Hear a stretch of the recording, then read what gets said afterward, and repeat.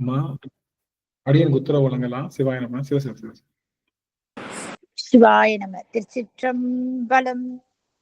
தென்னாடுடைய சிவனே போற்றி, எந்நாட்டவர்க்கும் இறைவா போற்றி, காவாய் கனகத்திரளே போற்றி, கைலை மலையானி போற்றி போற்றி. ஐயா, நாடோட துதி பாடி ஆரம்பிக்கலாங்க ஐயா. சிவாய நம. திருச்சிற்றம்பலம். புலியர்கோன் வெப்பொழித்த புகழியர்கோன் கடல் போற்றி, ஆழிமிசை கல்மிதப்பில் அணைந்த பிரான் நடி போற்றி, வாழி திருநாவலூர் வன் தொண்டர் பதம் போற்றி, ஊழிமணி திருவாத ஊரர் திருத்தாள் போற்றி, ஊழிமணி திருவாத ஊரர் திருத்தாள் போற்றி. ஆடல் வல்லான் சொக்கநாதருடைய திருவருளும், அங்கற்கண்ணி மீனாட்சியுடைய திருவருளும், மாணிக்க வாசருடைய குருவருளும் ஒன்றாக சேர்த்து இந்த திருவாசக சிந்தனை அமர்வு என்ற நிலைக்களத்தை நமக்கு பரிசாக தந்திருக்கின்றது. அப்பேற்பட்ட குருவருளையும் திருவருளையும் அடியேன் மனம் மொழி மெய்களினாலே வழிபாடு செய்கின்றேன். மேலும் இங்கு குழுமி இருக்கக்கூடிய அத்துணை அடியார் பெருமக்களுடைய திருவடி தாமரைகளையும் அடியேன் சென்னிமேல் சூட்டி மகிழ்கின்றேன். சிற்றம்பலம். சிவாய நம. சிவாய ஐயா சிவாய நம. அனைத்து அடியார்களுக்கும் திருவடி வணக்கம். திருவடி வணக்கம் ஐயா. திருவடி வணக்கம். திருவடி வணக்கம். சொக்கநாத வெண்பா. அடியேன் உன்னை வேண்ட அப்படியே என்றும் கொடியேன் கருத்திசையை கூறி, அடியேனை மீண்டும் பிறவாது உன் விரை மலர்த்தாய்,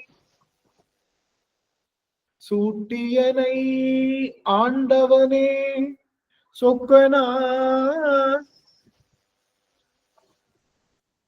சொக்கநாதா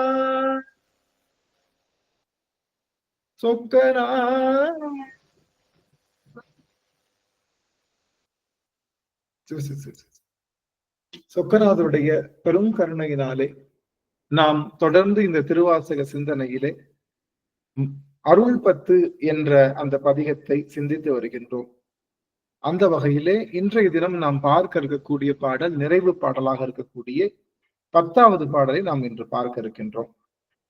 நமக்கு இந்த அருள் 10 தருகின்ற பெரும் செய்தி என்ன அப்படின்னு பார்த்தோம் அப்படின்னா, இது மகாமாய சுத்தியிலிருந்து நீங்குவதற்கான உபாயத்தை தந்து கொண்டே இருக்கின்ற பாடலாக அமைகின்றது இந்த அருள் 10. இந்த அருள் 10லே கிட்டத்தட்ட நம்ம போன மருளனையின் மனத்தை மயக்கர நோக்கி அப்படிங்கிற பாட்டை தான் பார்த்தோம். கொஞ்சம் அடியார்கள் போன முறை கொஞ்சம் ரொம்ப கம்மியா வந்தனால கொஞ்சம் வேகமாகவும் நம்ம நிறைவு செய்துட்டோம். 1 மணி நேரம் போதும் அப்படின்ற மாதிரி அடியன் இப்போ ஒரு சின்ன ஒரு இது வந்திருக்கு. கரெக்டா என்ன பண்ணலான் இருக்கேன்னா, எல்லாரும் கொஞ்சம் உற்று கவனிக்கணும். மேக்சிமம் 6:05க்கு ஆரம்பிச்சிருவோம். மேக்சிமம் 6:05க்கு ஆரம்பிச்சிருவோம். 7 அதாவது மன்னிக்கணும், 6:05ன்னா இங்க அடி 8:35க்கு ஆரம்பிச்சிருவோம். 8:30க்கு ஆரம்பிச்சது 9:35 9:50க்கு முடிக்கிற மாதிரி ஒரு அலுவல் வச்சுக்கலாம் அப்படிங்கிற மாதிரி ஒரு உணர்வு கொஞ்சம். ஏன்னா அடியார்களுக்கு கொஞ்சம், ஏன்னா கொஞ்சம் இப்ப அடியார்கள் எல்லாம் ஓரளவுக்கு தெரிஞ்சுட்டாங்க. ரொம்ப ரிப்பீட்டடா சொல்றது சுருங்க சொல்லி கொஞ்சம் சொல்லலாம் அப்படிங்கிற மாதிரி உணர்வு ஏற்பட்டிருக்கு. தெரில அது எப்படின்னு தெரில. அதனால எல்லாரும் என்ன நினைச்சிட்டாங்கன்னா, ஆனந்த் 6:15க்கு தானே வருவான்ட்டு அவங்க 6:15க்கு வர, அடியார்கள் 6:15க்கு தான் வராங்க, நான் 6:20க்கு வர, இப்படியே 4 நாள் நம்ம நேரம் தள்ளிக்கொண்டே போயிட்டு இருக்கு. அதனால ஒரு அடியார் வந்தாலும் சரி, 2 அடியார்கள் வந்தாலும் சரி, யாருமே வராட்டினாலும் சரி, 6:05க்கு முடிஞ்ச அளவுக்கு, ஏதாவது என்னுடைய அலுவல் காரணமா நான் லேட்டானா உண்டு தவிர முடிந்த அளவுக்கு அதை மன்னிக்கணும். 8:35க்கு நான் இங்க உள்ள டைத்தையே பேசிட்டு இருக்கேன். 8:35க்கு சரியாக ஆரம்பிக்கப்படும். நம்ம யாரும் வராட்டினாலுமே தொடங்க, நானே உட்காந்து ஆன் பண்ணி ரெக்கார்டிங்க போட்டு நான் பேசிட்டு இருப்பேன். அடியார்கள் கொஞ்சம் கொஞ்சமா உள்ள வந்துக்கலாம். அதனால அடியார்கள் கொஞ்சம் டைம் ஃப்ரேம் பிக்ஸ் பண்ணிக்கோங்க. 8:35ன்னு. அதே மாதிரி வேகமாவே நம்ம முடிச்சிடலாம் அப்படிங்கிற மாதிரியான, ரொம்ப நேரமா இருக்காம முடிச்ச உடனே அனுபவம் கேட்டு முடிச்ச உடனே மொத்தம் எண்டு நோட்டம். அதுக்கப்புறம் நம்ம என்ன பண்ணலாம்னா, வியாழக்கிழமை அதாவது புதன்கிழமை நம்ம பண்றோம். வெள்ளிக்கிழமை போறோம். வியாழக்கிழமை அடியன் வந்து அடியார்கள் கிட்ட ஒரு 6 மணிக்கு ஒரு கான்ஃபரன்ஸ் கால் மாதிரி வாட்ஸ்அப் கால்லயே போட்டு கொஞ்ச நேரம் எல்லாரும் நம்ம முகத்தெல்லாம் பார்த்து அளவுலாவி நம்ம எப்பயுமே பேசி முடிச்சுட்டு தானே போவோம், கடைசியா பேசி முடிச்சுட்டு தானே போவோம். அதை வந்து வியாழக்கிழமையே வச்சுக்கலாம். அந்த டைமிங்க வியாழக்கிழமையே ஒரு 10 நிமிஷம் ஒரு 1/4 மணி நேரம் எல்லாரும் நம்மளுடைய சிவபெருமானை பத்தி நம்ம திருவாசனம் இல்லாம எல்லாரும் ஒரு அளவுலாவிட்டு போயிடலாம். ஒரு 10 நிமிஷமும் 15 நிமிஷமும் அதுக்காக வைத்துக் கொள்ளலாம் அப்படின்னு. ஆக மொத்தம் நம்ம அமர்வு முடிஞ்ச உடனே அதை வந்து இந்த வருடத்துல என்ன ஒரு விஷயம்னா, அமர்வு முடிஞ்ச உடனே மொத்தமா காமன் டு எண்ட் ஆறில் தடந்தோல் பாடி உத்தரவு வாங்கிக்கலாம்னு சொல்றப்போ காமன் டு எண்டா மாத்திருவோம். அப்ப எல்லாருக்கும் மொத்தமா கட் ஆயிடும். அப்படிங்கிறப்ப அடியார்கள் உடனே போய் ரெஸ்ட் எடுத்துக்கலாம். இன்னொன்னு, அடியார்கள் பேசணும் இல்லைங்க நாங்க கொஞ்சம் பேசணும்னு நினைக்கிறோம், எங்களுக்கு வாய்ப்பு கொடுங்கன்றதுக்காக வியாழக்கிழமை ஒரு 1/4 மணி நேரம் டைம் ஸ்பெண்ட். அதுல வந்து எல்லாரும் வந்து ஹாய் பாய் சொல்லிட்டு நம்மளால கொஞ்சம் சந்தோஷமா பேசிட்டு ஒரு 1/4 மணி நேரத்துக்கு மேல கிடையாது, அதுல வந்து பண்ணிக்கலான்ற மாதிரி நினைக்கிறேன். இதை வந்து நீங்க அடியார்கள் தான் நீங்க எனக்கு உறுதி செய்யணும். ஏன்னா நமக்கு நீங்க எல்லாரும் கொஞ்சம் உறுதி செய்யலாம். இதை வியாழக்கிழமை வந்து ஒரு 10 நிமிஷம் 15 நிமிஷம் பேசிக்குவோம். நம்ம இந்த புதன்கிழமை முடிச்சிட்டு பேசுறதும் வெள்ளிக்கிழமை முடிச்சிட்டு பேசுறது எல்லாத்தையுமே வியாழக்கிழமை ஒரு சின்ன ஸ்லாட்ல நம்ம எல்லாம் பேசலாம் இருக்கும். அதுதான். அப்போ இப்ப முடிச்ச உடனே நம்ம என்ன பண்ண போறோம்னா, எல்லாத்துக்கும் நமச்சிவாய் சொல்லிட்டு ஆரியம் தொடர்ந்தோல் பாடி முடிச்ச உடனே உத்தரவு வாங்கிக்கலாம்னு சொன்ன உடனே நம்ம மொத்தமா கட் பண்ண போறோம். எல்லாரும் மொத்தமா நம்ம போயிடுவோம். திரும்ப வியாழக்கிழமை அந்த டைம் சொல்லிடுறேன், 8:35க்கோ இல்ல அந்த டயத்துக்கோ வந்துட்டு நம்ம எல்லாரும் கொஞ்சம் நேரம் அளவுலாவி ஜாலியா பேசிட்டு அப்படியே போய்க்கலாம். ஏன்னா ஒரு சின்ன அனுபவம் இருக்கு, இல்ல ஜென்ரலா எல்லாரையும் பார்த்து நல்லா இருக்கீங்களா அந்த மாதிரி ஜென்ரலா பேசி அதுவும் 1/4 மணி நேரம் மீட்டிங் தான், அதுக்கு மேல கிடையாது. அதுவும் மொத்தமா டஸ்ட் ஆஃப் பண்ணிடுவோம், அடியார்கள் போயிடலாம். அப்படிங்கிற மாதிரி ஒரு கால நெறிமுறை வச்சுக்கலாம்னு நினைக்கிறேன். தெரியல, அது காலத்துக்கும் நெறிமுறைக்கும் அடியலுக்கு சம்பந்தமே இல்லைன்னு உங்க எல்லாத்துக்கும் தெரியும். என்ன சொன்னாலும் நான் என் பாட்டுக்கு தான் பாடிட்டு இருக்கேன். இருந்தாலும் இதை வந்து இப்படி செய்யலாம் இந்த வருடம். ஏன்னா அடியார்கள் நிறைய வேலையில இருக்காங்க. இப்போ நானா பரவாயில்ல, அம்மா விமலா பிரேமா மற்ற அடியார்கள் எல்லாமே வந்து அவங்க ரொம்ப டைம்லி பவுண்டடா இருக்கனால அவங்க காலத்தை கொஞ்சம் நம்ம பண்ணுவோம் அப்படிங்கிற மாதிரி அடியன் யோசிச்சிருக்கேன் சுவாமி. இதுல ஏதாவது மாற்றுக்கிறது தவறு இருந்தா அடியார்கள் சொல்லலாம். ஏதாவது மாற்றுக்கிறது எடுத்துக்கலாம் சாமி. இது அப்படி கொஞ்சம் நம்ம பண்ணிக்கலாமா? நல்லதுதானே சாமி? தாராளமா பண்ணுங்கய்யா, நல்ல விஷயம் தாங்கய்யா. அதாவது கடைசி நேரத்துல பாத்தீங்கன்னா, இப்ப ஆரம்பத்துல நீங்க வரக்குள்ள பாத்தீங்கன்னா ஒரு இருப்பாங்க, கொஞ்ச நாளைக்கு எல்லாம் பாருங்க ஒரு 10 அடியார் 5 அடியார் எல்லாம் போயிடுறாங்க வெளியில, டைம் ஆகி போச்சு அப்படின்ட்டு போயிடுறாங்க, தூக்கம் வருதுங்க அப்படின்றாங்க, பொழுதுக்கும் நாங்க ஆபீஸ் வேலையை பார்த்துட்டு வரோம் அப்படி நிறைய பேர் நம்ம கிட்ட சொல்லியிருக்கிறாங்க. நீங்க முடிச்சுட்டு நீங்க வந்து இந்த கலந்துரையாடல் நம்ம மாதிரி நம்ம வாரத்துக்கு ஒரு நாளோ இல்லைன்னா 5 நாளைக்கு ஒரு நாளோ கூட நீங்க வச்சுக்கலாங்க. நீங்க போடலாம், பத்திரிக்கை அதுலயே போட்டுடலாம், நல்லா சிறப்பா செய்யலாங்கய்யா. ஏன்னா அது நம்ம எல்லாருமே வீடியோ ஆன் பண்ணி அவங்களுடைய கருத்து, இந்த கருத்து மட்டும் இல்ல, எல்லாருடைய நல்ல கருத்து, பல விஷயம், அவங்க அனுபவம் இப்படி கூட நம்ம பேசிக்கலாங்கய்யா. ஒண்ணு தவறு, நல்ல ஒரு ஐடியா தாங்க நீங்க சொல்லியிருக்கிறது. சிறப்புங்கய்யா. சிவாய நம. அதனால இதுதான் அடியார்கள். மற்ற அடியார்களுக்கு தான் நீங்க சொல்லுங்க. கருத்து வரவேற்கப்படுகிறது ஐயா, நல்ல கருத்து சொன்னீங்க. சிவாய நம. ரொம்ப நன்றிங்க ஐயா. நன்றிங்கம்மா. சரி, இப்போ ஓரளவுக்கு அடியார்கள் எல்லாரும் அள்ளியம்மா அம்மா சுவாமி அடியேன இது வரவேற்கிறேங்க ஐயா. ரொம்ப நன்றிங்க ஐயா. நல்லா இருக்கு.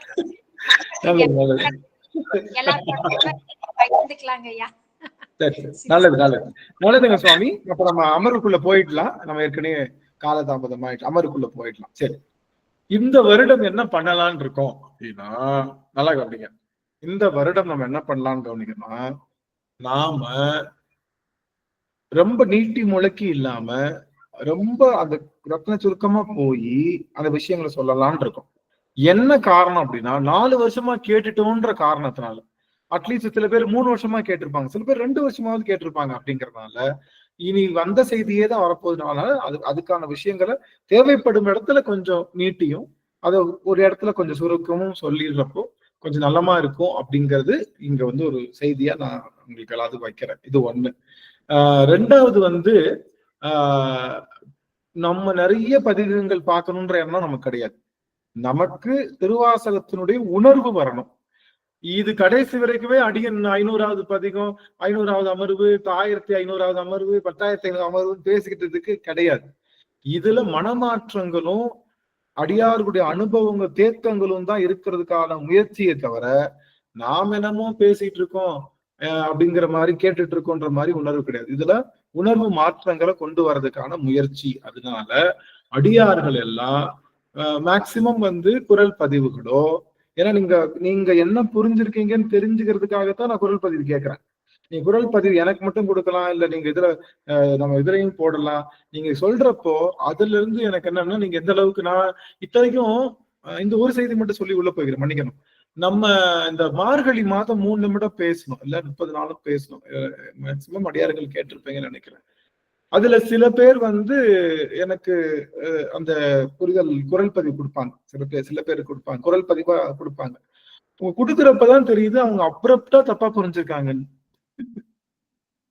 கொடுக்குறப்பதான் தெரிஞ்சுது அப்படியே ஆப்போசிட்டா புரிஞ்சிருக்காங்கன்றது மட்டும் தெரியுது. ஆனா என்னால ஒன்னும் சொல்ல முடியல, நான் அவங்ககிட்ட அப்ரிசியேஷன் கொடுத்துட்டு விட்டுட்டேன். ஆனா அவர்கள் சொல்ல வந்த கருத்தை கொஞ்சம் புரிஞ்சுக்கல அப்படிங்கிறத அவங்க பேசுற அந்த துவனியில இருந்து அடியனுக்கு நிறைய பேர் கொடுத்தாங்க. ஒரு 20 பேர் 25 பேர் தொடர்ந்து குரல் பதிவு அடியனுக்கு ஒவ்வொரு நாளும் கொடுத்துட்டு இருந்தாங்க. அதுல வச்சு நான் சொல்றேன். அதனால அதுக்கப்புறம் நான் புரிஞ்சுக்கிட்டேன். ஏன்னா 3 நிமிஷத்துக்குள்ள சில பேருக்கு செய்திகள் ரெக்கார்ட் ஆகாது. இதுதான் பெரிய விஷயம். 3 நிமிஷத்துக்கு மேல இறை செய்திகள் ரெக்கார்ட் ஆகாது. மற்ற விஷயங்கள்லாம் ரெக்கார்ட் ஆகும்.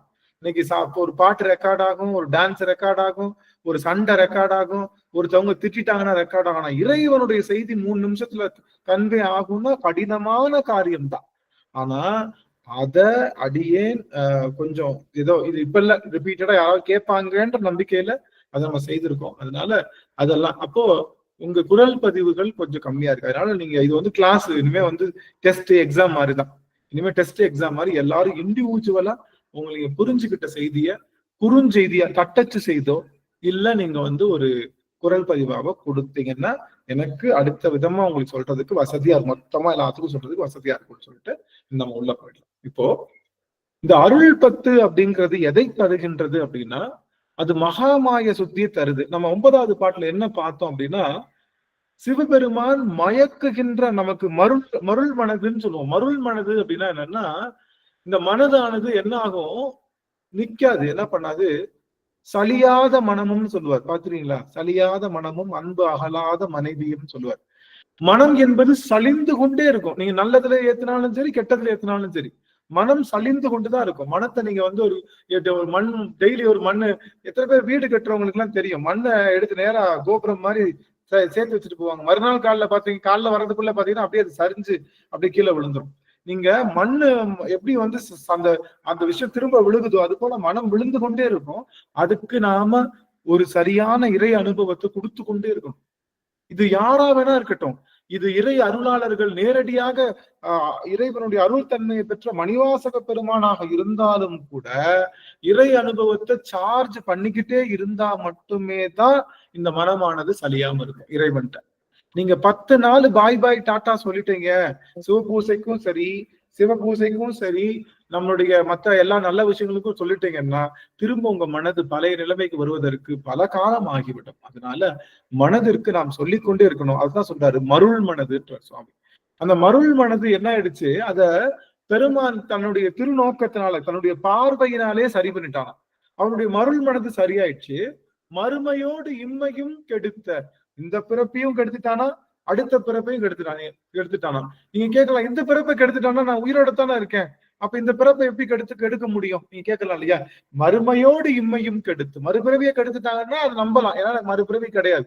இந்த பிறவியை கெடுத்திருக்காரு அப்படின்னா நான் உயிரோட தானே இருக்கேன், உடலோட தானே இருக்கேன், இந்த திருவாசகம் பாடிட்டு தானே இருக்கு. அப்படி மணிவாசகர் எப்படி இந்த பிறவியை கெடுத்திருக்காரு அப்படின்னா, இந்த பிறவிக்கான வினைகள்ல இருந்து நீக்குவதுதான் இந்த பிறவி. இந்த பிறவியில நம்ம வாழ்றோம்னு என்ன அர்த்தம், இந்த பிறவிக்கான வினையில நாம இருக்கிறதுக்கு பேர் தான் இந்த பிறவியில வாழ்றது. இந்த பிறவிக்கான வினை இல்லாம நம்ம வாழ்ந்தோம்னா இந்த பிறவி நமக்கு கிடையாது. புரிஞ்சுதுங்களா சாமி? புரிஞ்சுங்களா? அடியேன் சொல்றது புரிஞ்சுதுங்களா? இந்த பிறவிக்கான வினைச்சூழல்ல இல்லாம வாழ்ந்தீங்கன்னா நீங்க இந்த பிறவி வாழலன்னு தான் அர்த்தம். இந்த பிறவியில இருந்து நீங்க வேற இருந்துட்டீங்கன்னு அர்த்தம். அப்ப இந்த பிறவிக்கான வினையை சுவாமி நமக்கு அறுத்தருகின்றார். அப்படி அறுத்தறிந்தார்னா இந்த பிறவியும் போயிடுச்சு. அப்ப நான் வாழுகின்ற வாழ்க்கை என்பது சிவனுக்கு செய்கின்ற தொண்டு வாழ்க்கையாக அமைகிறது. அது இந்த பிறவியாக அமைவது இல்லை. அது மட்டும் தெரிஞ்சு. அப்போ மறுமையோடு இம்மையும் கெடுத்துட்டாரு, மருளுகின்ற மனத்தை நீக்கிட்டாரு. 3வது, பொருளனே புனிதா, இறைவன் ஒருவன் தான் பொருளன். ஏன் பொருளன்னு சொல்றோம்? சிவபெருமானுக்கு பொருளன்னு ஒரு பேர் இருக்கு. நல்லா கவனிச்சுக்கோங்க. எல்லாம் நல்லா கவனிங்க. சிவபெருமானுக்கு பொருளன்னு ஒரு பேர் உண்டு. ஏன் ஏன் அப்படி? இந்த உலகத்துல நாம செய்கின்ற ஏதாவது ஒரு செயலுக்கு பொருள் உண்டா? நாம இந்த உலகத்துல நாம் செய்கின்ற ஏதாவது ஒரு செயலுக்கு பொருள் உண்டானா இல்ல. நம்ம வாழ்க்கைக்கு பொருள் உண்டா? நம்ம வாழ்றமே வாழ்க்கை என்னமோ நீங்க நினைச்சுக்க, ஐன்ஸ்டீன் வாழ்ந்திருக்காரு, பெரிய பெரிய சயின்டிஸ்ட் எல்லாம் வாழ்ந்திருக்காங்க, வாழட்டும். அவங்க வாழ்க்கை முடிச்சதுக்கு அப்புறம் ஏதாவது பொருள் இருக்கா? அவங்க இவ்வளவு நாள் சேர்த்து வச்சாங்களே, புகழ் எல்லாம். பெரிய பெரிய அரசியல்வாதிகள் எல்லாம் பார்த்தோம், ஜெயலலிதா அம்மா எல்லாரும் பார்த்தோம். எல்லாரும் மண்ணுக்குள்ள போனதுக்கு அப்புறம் 10 நாள் அழுதோம்ல, 10 நாள் அழுதோம், ஒரு மாசம் அழுதோம். அதுக்கப்புறம் என்ன பண்ணோம்? அவங்க வேலைய அவங்கவுங்க பார்த்துட்டு நம்ம போய்கிட்டே இருக்கும். அப்படிங்கிறதுனால ஒரு நிமிடம் சாமி, ஒரே ஒரு நிமிஷம்.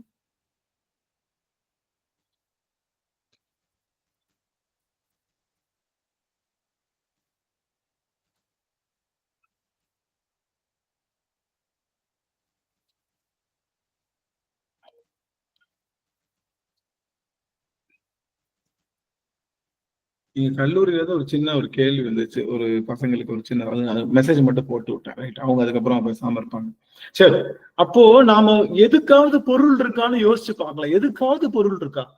ஏதாவது ஒரு விஷயத்துக்கு பொருள் இருக்கான்னு யோசிச்சு பார்த்தா நாம செய்கின்ற எந்த விஷயத்துக்கும் பொருள் இல்லை. ஆனா எல்லாவற்றுக்கும் ஒரு பொருளாக, விண்ணுக்கு ஒரு மருந்தை வேத வெளிப்பொருளை கண்ணுக்கு இனியானை பாடி கசிந்து பாடுவார் பசிந்துருகன அப்படின்னு சொல்லுவாங்க. அது மாதிரி சிவபெருமான் ஒருவன் தான் பொருள் உடையவன். பொருள், அவன் தான் பொருள். அவனுக்குத்தான் அர்த்தம். அவன் வாழ்ற வாழ்க்கைக்குத்தான் அர்த்தம். நாம வாழ்ற வாழ்க்கைக்கு அர்த்தம் இருக்கா? நாம வாழ்ற வாழ்க்கைக்கு ஏதாவது அர்த்தம் இருக்கா?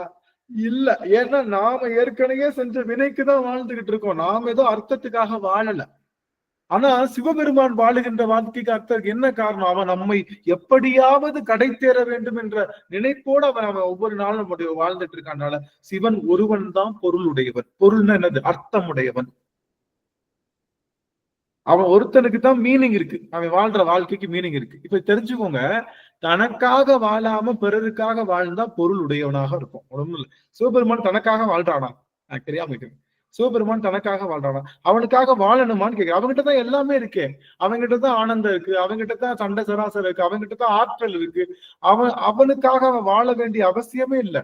அவன் நமக்காக இறங்கி வர வேண்டிய அவசியம் இல்லை. ஆனா எந்த அவசியமும் இல்லாத சிவபெருமான் நமக்காக இறங்கி வருகின்ற வாழ்வுதான் பொருளுடைய வாழ்வுனா, நாமும் அடுத்தவர்களுக்காக எவ்வளவு நிமிஷம் வாழ்றோமோ அதுதான் பொருளுடைய வாழ்வு. யாரோ ஒருவருக்காக நாம வாழ்றோம் இல்லையா, அதுதான் பொருள். இதுல பாத்தீங்கன்னா எல்லா வீட்லயும் அவங்க தாய் தந்தையர் எல்லாருமே தன்னுடைய குழந்தைக்காக வாழ்றாங்க இல்ல. அப்போ அவங்களுடைய வாழ்வும் பொருளுடையது.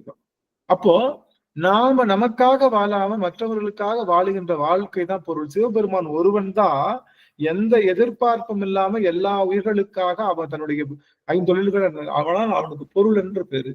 புனிதன்னு பேரு. புனிதன்னா என்னது? புனிதன்னா என்ன அப்படின்னா, புண்ணியமும் இல்லாம பாவமும் இல்லாம இருக்கக்கூடிய நிலைக்கு பேரு தான் புனிதத்தன்மைன்னு பேரு. புண்ணியமும் இருக்கக்கூடாது. ஏன்னா புண்ணியமும் பிறப்பத்தான் கொடுக்கும், பாவமும் பிறப்பத்தான் கொடுக்கும். ரெண்டுக்கும் நடுவுல வாழுகின்ற அந்த வாழ்க்கைக்கு பேரு தான் புனிதம்னு அர்த்தம். இது எப்படி வாழ்றதுங்கன்னு கேட்கலாம் நீங்க. இது எப்படிங்க வாழ்றது? நாங்க பாவமும் இல்லாம புண்ணியமும் நான் செய்கின்றேன்ற நினைப்பை விடுத்து நாம இருந்தோம்னாலே நமக்கு பாவமும் வரதில்லை. நாம நல்ல கோவில்ல போய் அன்னதானம் செஞ்சாலும் நான் செஞ்சேன்னு செய்ய வேணாம். ஏதோ தெரியாம யாருக்கோ ஏதாவது ஒரு சின்ன ஒரு வார்த்தைகள் சொல்லிட்டாலும் இதை நான் செய்தேன்னு இல்லாம எல்லாம் இறைவன் செய்கின்றான்ற நினைப்போடு செய்யும் போது அதுல பாவ புண்ணியம் நீங்கி புனிதமான தன்மையில அது இருக்கு. அதனால சிவபெருமான் பொருளன் புனிதன் அவனுக்கு 2 பேரை சொல்றாரு நம்மளுடைய மணிவாசகர். அதுக்கு மேல ஒண்ணு சொல்றாரு, பொங்குவால் அரவம் கங்கை நீ தங்கு சடையாய். அவன் தலையில எப்பொழுதுமே அந்த நாகம் சப்தம் எழுப்பி கொண்டே இருக்கிறது. அப்புறம் கங்கை இருக்கு. காரணம் என்ன? நாகம் என்னது? சீரும், அதை அடக்கிறாரு. கங்கை எப்படி வந்தா? சீறி வந்தா, அதனால அடக்கிறார். ஆக அந்த சீறுகின்ற நம்முடைய செருக்கை அடக்குபவன் சிவபெருமான். அப்ப மணிவாசகர் என்ன சொல்றாரு? மருளுகின்ற மனத்தை நீக்கி விட்டாய் பெருமானே, எனக்கு இந்த பிறப்பையும் அடுத்த பிறப்பையும் நீக்கி விட்டாய் பெருமானே, உன் தலையில இருக்கக்கூடிய அந்த அரவமும் அந்த கங்கை நீரும் என்னுடைய செருக்கை நீக்கி விட்டது பெருமானே. அப்படியெல்லாம் இருக்கும். தெருல நான் மறை செய், இதெல்லாம் நீங்கிறாலும் கூட ஒண்ணு மட்டும் நீங்க என்கிட்ட வரல. மருள் நீங்கிருச்சு, இம்மை போயிடுச்சு, மறுமை போயிடுச்சு, செருக்கு போயிடுச்சு. இதெல்லாம் போனாலும் கூட ஒண்ணு போகாது. என்ன ஒண்ணு வராது. என்னன்னா தெளிவு வராது. நல்லா தெரிஞ்சு, தெளிவு என்பது வரவே வராது. இந்த தெளிவு என்பது என்ன அப்படின்னு பார்த்தோம்னா, அது வந்து இப்ப நான் தெளிவா இருக்கேன்னு சொல்றீங்க, அடுத்த 5 நிமிஷத்துல என்ன ஆயிடுவோம்? குழப்பமாயிடும். யாரெல்லாம் ரொம்ப தெளிவா இருக்கும்னு சொல்றவங்களும் அவங்கதான் அதிகமா குழம்புவாங்க. தெளிவு என்பது என்ன ஆகும் அப்படின்னா மாறிக்கொண்டே இருக்கும். அந்த தெளிவு நிலையாக நிற்பதுதான் மிகச்சிறந்த ஞானம். நமக்கு ஒரு தெளிவுல நிலையா நிக்கிறோம். சிவபெருமான் ஒருவன் தான் தலைவன் நம்ம தெளிவுபடுத்தி வந்துட்டோம். இதுக்கப்புறம் குலதெய்வ கோயிலுக்கும் போய் ஒரு பொங்கல் வச்சிடலாம். நம்ம ஜோசியக்காரர் சொல்லிட்டா அப்படி போய் நவக்கிரகத்து கோயில்ல போயிட்டு ஒரு ஏதோ பரிகாரம் சொன்னாரு, அதையும் போய் செஞ்சிருவோம் அப்படின்னு சொல்லிட்டு அதையும் செஞ்சிருவோம், அங்கேயும் சாமி இருக்கதான் செய்யறாரு அப்படின்னு நமக்கு ஏத்த மாதிரி நம்முடைய மனநிலையை மாத்திக்கொண்டே இருக்கிறனால அது தெளிவு பெறலன்னு தான் அர்த்தம். சிவபெருமான் ஒருவனுடைய திருவடி எல்லாம் தருகின்ற திருவடின்ற அந்த தெளிவு நமக்குள்ள வந்துருச்சுன்னா எந்த சூழல்லையும் நமக்கு அதற்கு மாறுபட்ட நிலைப்பாடுகள் நமக்குள்ள வராது. புரியுதுங்களா? அதனால அப்பேற்பட்ட ஆற்றலுடையவராக நாம் என்ன பண்ணோம்? அப்ப சாமி சொல்றாரு, தெருல நான் மனதில் தெளிவில்லாம இருக்கேன் சுவாமி, எனக்கு தெளிவு பெறுவதற்காக நீ வா. இந்த தெளிவை யார் தர முடியும் அப்படின்னா குருநாதர் தான் தர முடியும். ஏன்னா தெளிவு குருவின் பெருமையை காண்டல் நம்ம ஏற்கனவே பார்த்தோம். அப்ப இந்த குருநாதராக வந்த பெருமானே, திருப்பெருந்துறையிலே எனக்கு எழுந்தருளிய பெருமானே, நீ எனக்கு இப்பொழுது நான் அருளனேன் என்று உன்னை அழைக்கின்றேன், என்னை ஆதரித்து அதந்துவே என்ற ஆதரித்தால் அதந்துவே என்ற அருளாயேன்னு சொல்றாரு. அப்ப என்ன சொல்றாரு?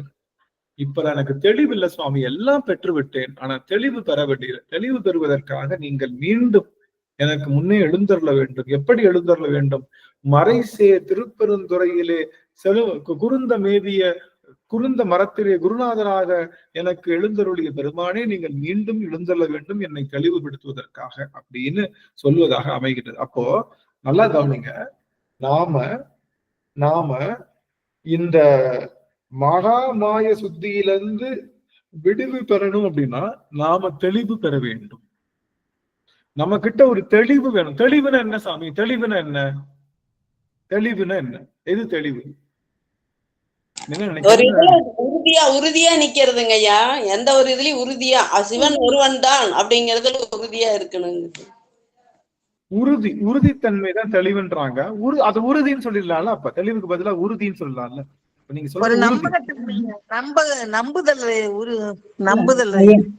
சிவபெருமான் தான் முதல் கடவுளுங்கிற அந்த தெளிவு நம்மளுக்கு வரணுங்க ஐயா. அதுதான் இல்ல, அது தெளிவுனா என்ன? தெளிவுனா என்ன அப்படின்னா குருநாதரால நமக்கு கிடைக்கிறதாங்க ஐயா தெளிவு.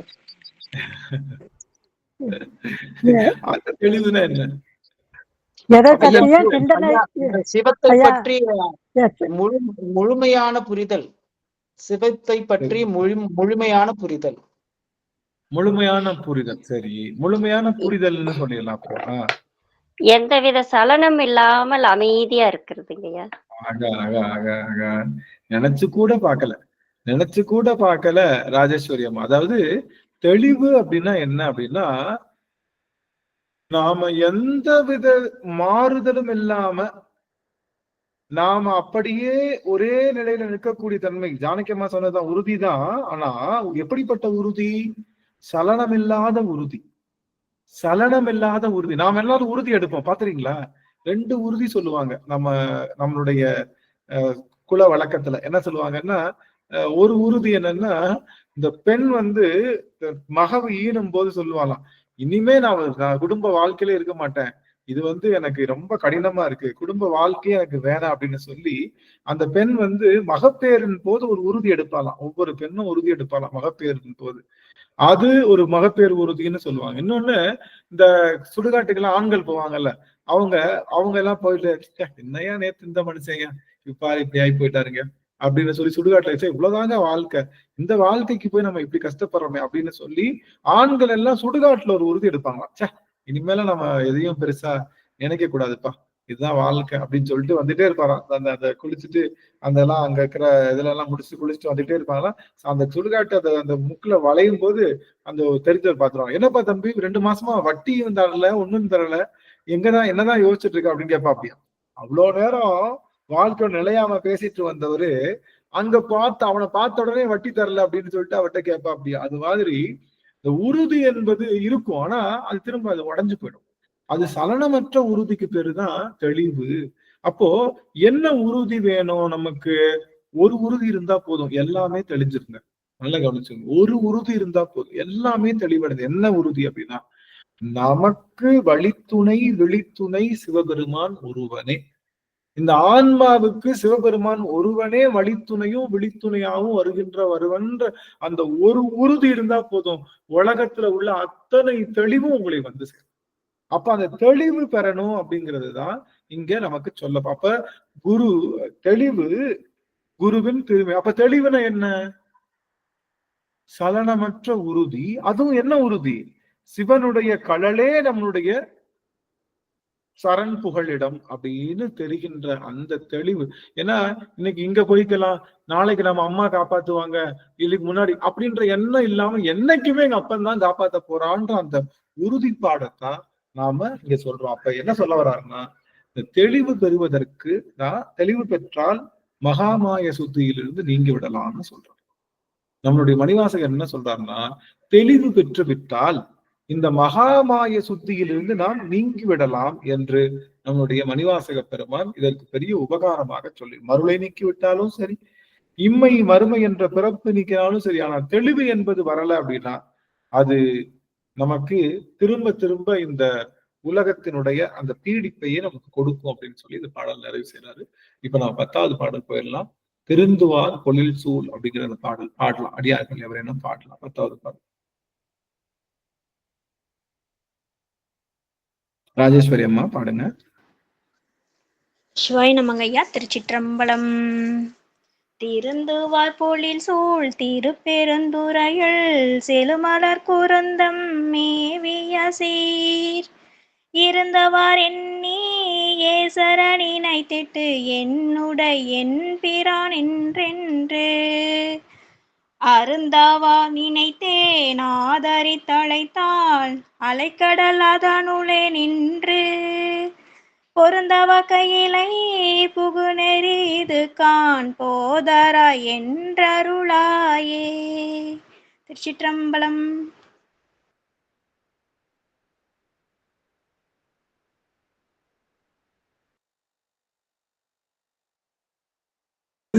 அருமை அருமை சுவாமி. விமலா தேவி அம்மா பாடலாமா? அனைத்துடைய திருவடிகளையும் வணங்கிறேங்க. திருச்சிற்றம்பலம்.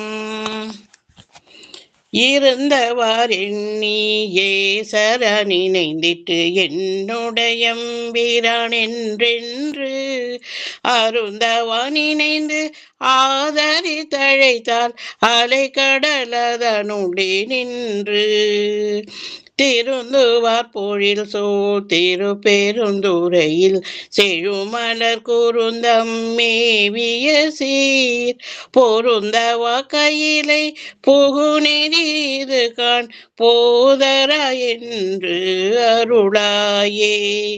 பொருந்தவா கையிலை புகுநெறி இது கான் போதரா என்று அருளாயே. திருச்சிற்றம்பலம். சிறப்பு சார். மதிலம்மா வாய்ப்பு இருக்குங்களா சுவாமி? சிவாய நமங்கய்யா. சிவாய நமங்கய்யா. திருந்துவார் பொழில் சூழ் திருப்பெருந்துறையில் செழுமலர் குருந்தம் மேவிய சீர் இருந்தவார் எண்ணியே சாரா நினைந்திட்டென்னுடைய எம்பிரான் என்றென்று அருந்தவா நினைந்து ஆதரி தழைத்தால் அலைகடலதனுளே நின்று பொருந்தவா கையிலை புகுநெறி இது கான் போதரா என்றருளாயே. பொருந்தவா கையிலை புகுநெறி இது கான் போதரா என்றருளாயே. சிவாய நமங்க. சிறப்பு சிறப்பு சிறப்புங்க சுவாமி. அருமை அருமை அருமை. ஆக இந்த 10வது பாட்டுக்குள்ள வந்துட்டோம். என்ன முதல் இப்ப 10வது பாட்டுல வந்துட்டோம், நிறைவு வந்துருச்சு. இருந்தாலும் ஒரு சின்ன ரீகேப் பண்ணிக்கணும் இல்ல? சின்ன ரீகேப். இது வரைக்கும் 9 பாட்டுல என்னதான் படிச்சோம்னு ரீகேப் பண்ணிட்டோம்னா, முதல் பாடல்ல சிவபெருமான் சோதியே சுடரே சூழொளி விளக்கே சுரிகுழல் பணமுலை மடந்தை பாதியே பரனே பால் கொள்வின் நீற்றறைய அப்படின்னு சொல்ற இடத்துல சிவபெருமான் 3 வடிவங்களா வர்றான். சோதியா வர்றான், சுடரா வர்றான், சூளுடி விளக்காக வருகின்றான். சோதினா என்ன, சுடர்னா என்ன, சூழ்நிலை விளக்குனா என்ன அப்படின்னு கேட்டா, அன்னைக்கு ஆன்சர் நல்லா பண்ணோம். இன்னைக்கு நம்ம எத்தனை மாசம் ஆச்சு இத இத சிந்திச்சு எத்தனை மாசம் ஆச்சு சாமி? அருள் பெற்று ஆரம்பிச்சு எத்தனை மாசம் ஆச்சு? குறைஞ்சபட்சம் ஒரு 3 மாசம் இருக்கும்ல சாமி? 3 மாசம் இருக்குமா? இருக்குங்கய்யா, இருக்கும். குறைஞ்சபட்சம் இப்ப சோதியே சுடரே சூழொளி விளக்கே அப்படின்னு நம்ம ஆரம்பிச்சோம். அப்ப 13:9 ஆரம்பிச்சிருக்கோம் ஐயா. என்ன ஃபிங்கர் டிப்ஸ் வச்சிருக்கா? 13:9 ஆரம்பிச்சிருக்கோம். இன்னைக்கு 10, 11, 12, ஆமா 3.5 மாசம் முடிஞ்சு. இன்னொரு இந்த 13 முடிஞ்சு போச்சு இல்லையா? 4 மாசம் சாலிடா முடிஞ்சிருச்சுன்னு நினைக்கிறேன். ஆக இப்போ இந்த சோதி அப்படின்னா என்ன அர்த்தம்? அதுல என்ன இருக்காது? அதுல எந்த விதமான குற்றமும் இருக்காது, தனித்து எரியும். எந்த துணையும் இல்லாம எரியறதுக்கு பேரு என்ன அப்படின்னா, அதுக்கு என்ன இருக்காது, அதுக்கு எண்ணெய் திரி இதெல்லாம் தேவையில்லாம தன்னால எரிகின்ற எந்த கலங்கமும் இல்லாம எரிவது பேரு சோதி. சுடர் அப்படின்றது ஒன்றை பற்றி எரியும் இல்ல, ஒன்றை பற்றி தான் எரியும் அப்படின்றது சுடர். சூழொளி விளக்குக்கு என்ன வேணும்னா எல்லாமே வேணும். எண்ணெயும் வேணும், திரியும் வேணும், நெருப்பும் வேணும், இதெல்லாம் வேணும். அப்ப இது 3. அப்போ சிவபெருமான் சகலர், பிரளயாகலர், விஞ்ஞானகலர் என்ற 3 பேருக்கு 3 விதமான ஒளிப்பொருளா வர்றான். சகலர்களுக்கு சூழொளி விளக்காக வருகின்றான். நம்மளுடைய பிரளயாகலருக்கு சுடராக வருகின்றான். நம்மளுடைய விஞ்ஞானங்களுக்கு சோதியாக வருகின்றான். அவரவர்களுடைய பக்குவத்துக்கு ஏற்ப சிவபெருமான் எண்ணெய் ஊத்தி எரிக்கிறவனா, தனியா எரிகிறவனா, இல்ல எப்படி வருகின்றவன்றத நமக்கு இங்க தெரியும். அப்போ சிவபெருமான் எப்படிப்பட்டவன்னா 3 ஆன்மாக்களுக்கு 3 விதமான நிலைகளை தருபவன், 3 விதமான ஒளிகளை தருபவன். அது அவனுடைய குறை அல்ல, அவனுக்கு எந்தவித பாகுபாடும் இல்லை. இந்த ஆன்மாவுக்கு இவ்வளவு ஒளி தரணும் இல்லை. அந்த ஆன்மாவினுடைய மறைப்புனால அதுவே அதுக்கு வருகின்ற ஒளிய தானா மறைச்சிக்குது, தானா விளக்கிக்குதுன்றனால அந்த 3 இடத்துல நின்று சிவபெருமான் ஒளி தருகின்றான். அப்படிப்பட்ட பெருமான் எப்படிப்பட்டவன் என்றால், அவன் பங்கையத்து அயனும் மாலும் அறியா. அவன் தாமரை மலரிலே அமர்ந்திருக்கக்கூடிய அயனும் மாலும் அறியாதவனாக விளங்குகின்றான். அப்பேற்பட்ட பெருமானை நாம் ஆதியே அடியேன் ஆதரித்தடைத்தான் அதந்துவே என்றருளாயே அப்படின்னு சொல்லுகின்றான். அப்போ முதல் பாடல்ல 3 விதமான ஆன்மாக்களும் எப்படி இருக்கு, அதுக்கு பெருமான் எப்படி இருக்கான், அவன் யார் யாருக்கெல்லாம் அந்த அருள் தரல, அவன் எப்படி அருள் தந்தான்னு சொல்லி, இந்த மகாமாய சுத்தி என்பது நம்மளுடைய ஆன்மாவினுடைய மறைப்பை பொறுத்து இருக்குன்னு முதல் பாடல்ல சொல்லி நமக்கு ஒரு பயன் தர்றாரு. 2வது பாட்டு நிறுத்தனே நிமலா நீற்றனே நெற்றி கண்ணனே விண்ணுளோர் பிரானே. அவன் நிறுத்தனாக இருக்கின்றான், அவன் ஆடுகின்றான், தொழில் செய்கின்றான், நிமலனாக இருக்கின்றான், நீற்றனாக இருக்கின்றான், நெற்றி கண்ணுடையவனாக இருக்கின்றான். அப்படிப்பட்ட பெருமான் உலகெல்லாம் தேடியும் காணேன் திருத்தமாம் பொய்கை. அப்போ இப்பேற்பட்ட பெருமான உலகத்திலேயே தேடிட்டு இருக்காங்க. யார் தேடுறான்? உலகெல்லாம் தேடியும் காணேன். அப்படிப்பட்ட பெருமான உலகத்திலே யாரு? இந்த மகாமாய சுத்தியில, அதாவது மகாமாயிலே உடன்று கொண்டிருக்கக்கூடிய அடியவர்கள் உலகத்துக்குள்ளேயே தேடிட்டு இருக்காங்க. சிவபெருமான் எங்க தேடினாதான் கிடப்பான்?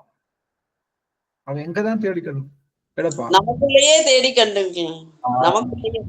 ஆமா, தேடி கண்டு கொண்டேன் திருமாலோடு நான் முகனும் தேடி தேடோன தேவனை என்னுள்ளே தேடி கண்டு கொண்டே தேடி. அப்படி சிவபெருமானை உள் தேடுவது நலம் அப்படின்றான். அதுக்காக எடுத்தோடனே உள்ள தேட முடியாது. எடுத்தோடனே கோயிலுக்கெல்லாம் போகணும், பார்க்கணும், வைக்கணும், அதுக்கப்புறம் ஒரு ஸ்டேஜ்ல அமர்ந்துடணும். ஆனா நம்ம அடியவர் பெருமக்கள் கடைசி வரைக்கவே அவங்களை எப்படி வச்சிருக்காங்க அப்படின்னா, இந்த வெளி தேடுதல்லையே தான் வச்சிருக்காங்க. கடைசி வரைக்குமே தலைப்பயணம் போகிறோம். நான் 251வது தடவை திருப்பரங்குறை போயிட்டு வந்திருக்கேங்க அப்படின்னு சொல்வதுல பெருமை அல்ல. நான் திருப்பெருந்துறைய என்னுள்ளே நான் கண்டு கொண்டிருக்கின்றேன், கண்டு ஆனந்தப்பட்டு இருக்கேன்னு சொல்லுவதுதான் அதனுடைய முயற்சி. நான் 10 வருஷமா 10ஆம் கிளாஸ் போறேன்னு சொல்றதா பெருமை? 10 வருஷமா ஸ்கூலுக்கு போறேங்க, நான் பிறந்த நாள்ல இருந்து இன்னைக்கு வரைக்கும் நான் டெய்லி ஸ்கூலுக்கு போய்கிட்டே இருக்கேன்னு சொல்றது ஏதாவது பெருமை இருக்கா? எனக்கு வயசு 55 ஆகி போச்சுன்னு வச்சுக்கோங்களேன். வயசு 55 ஆச்சு, டெய்லி நான் ஸ்கூலுக்கு போயிட்டு இருக்கேங்க அப்படின்னு சொல்றதுல பெருமை இருக்கானா? இல்ல. ஏன் ஸ்கூலுக்கு டெய்லி போக கூடாது? ஏன் அந்த பக்குவத்துக்கு அப்புறம் ஸ்கூல் பக்கம் திரும்பியே போக கூடாது. எந்த பக்கம் தான் போனோம்? கல்லூரிக்கு தான் போனோம். கல்லூரியினுடைய பக்குவம் முடிஞ்சதுக்கு அப்புறம் எங்க போனோம்? வேலைக்கு தான் போனோம். வேலையினுடைய பக்குவம் முடிஞ்சதுக்கு அப்புறம் அதுக்கு மேல பதவி உயர்வுக்கு தான் போகணும். திரும்ப எங்க போக கூடாது? நான் பள்ளி படிப்பு டெய்லி ஸ்கூல் பிள்ளைக்கு நம்ம சொல்றோம், 1ஆம் கிளாஸ் படிக்கிற பிள்ளைகிட்ட நல்லா படிப்பா, டெய்லி ஸ்கூலுக்கு போகணும்ப்பான்னு சொல்றோம். அது சரின்னு கேட்டு சாகுற வரைக்கும் 85 வயசு வரைக்கும் டெய்லி ஸ்கூலுக்கு போயிட்டே இருக்கு. இதுல ஏதாவது இது நல்லதா கெட்டதா? கெட்டதுங்க ஐயா. இதத்தான் செஞ்சுட்டு இருக்காங்க எல்லாருமே. இதத்தான் எல்லாரும் என்ன செஞ்சுட்டு இருக்காங்க? கோயிலுக்கு ஆலயம் தொழுவது சாலவும் நன்றுன்னு சொல்லியிருக்காங்க இல்லையா? கோயிலுக்கு டெய்லி போகணும்னு சொல்லி கோவிலுக்கு தான் போவேன்னு கடைசி வரைக்கவே கோயிலுக்கு போயிட்டு இருந்தோம்னா அது பெருமானுக்கு நம்ம அப்பா கிட்ட நம்ம அப்பா என்ன சொன்னாரு சின்ன வயசுல? தம்பி டெய்லி ஸ்கூலுக்கு போயிடணும்ப்பா அப்படின்னு சொன்னீங்கல்லப்பா, அதனால எனக்கு இப்ப வயசு 65 ஆயிடுச்சு, இருந்தாலும் அதே ஸ்கூலுக்கு நான் டெய்லி போயிட்டு இருக்கேன்ப்பான்னு சொன்னா அப்பா என்ன நினைப்பாரு? இந்த பிள்ளைய பெத்ததுக்கு ஒரு பிரண்டையை எடுத்து வயிற்றுல கட்டிட்டு இருக்கலாம் அப்படின்னு இல்ல? அப்படி அந்த மாதிரி நம்மளுடைய மக்கள் எப்படி புரிஞ்சுக்கிறாங்க அப்படின்னா கடைசி வரைக்குமே பள்ளியிலேயே இருக்கணும். இதுல என்ன ஒரு பியூட்டினா, இன்னைக்கு சரி ஓகே இது ஒண்ணு சொல்லி நம்ம கொஞ்சம் இது பண்ணிக்கலாம். இன்னைக்கு என்ன ஒரு பியூட்டினா, கொஞ்சம் எல்லாரும் உற்று நோக்கணும். எல்லாரும் உங்கள்கிட்ட கெஞ்சி கேட்டுக்கிறேன், ஏதாவது வாய்ப்பு இருந்தா உற்று நோக்குங்க. இதுல என்ன முக்கியமான செய்தினா, சைவம் இது நாள் வரைக்கும் அழியாம இருக்கிறதுக்கான காரணம் என்ன தெரியுமா? சைவத்தை நாள் வரைக்கும் யாருமே அழிக்க முடியல. தெரியுமா தெரியாத? ஆமாவா இல்லையா? என்ன சாமி சைவத்தை அழிக்க முடியல?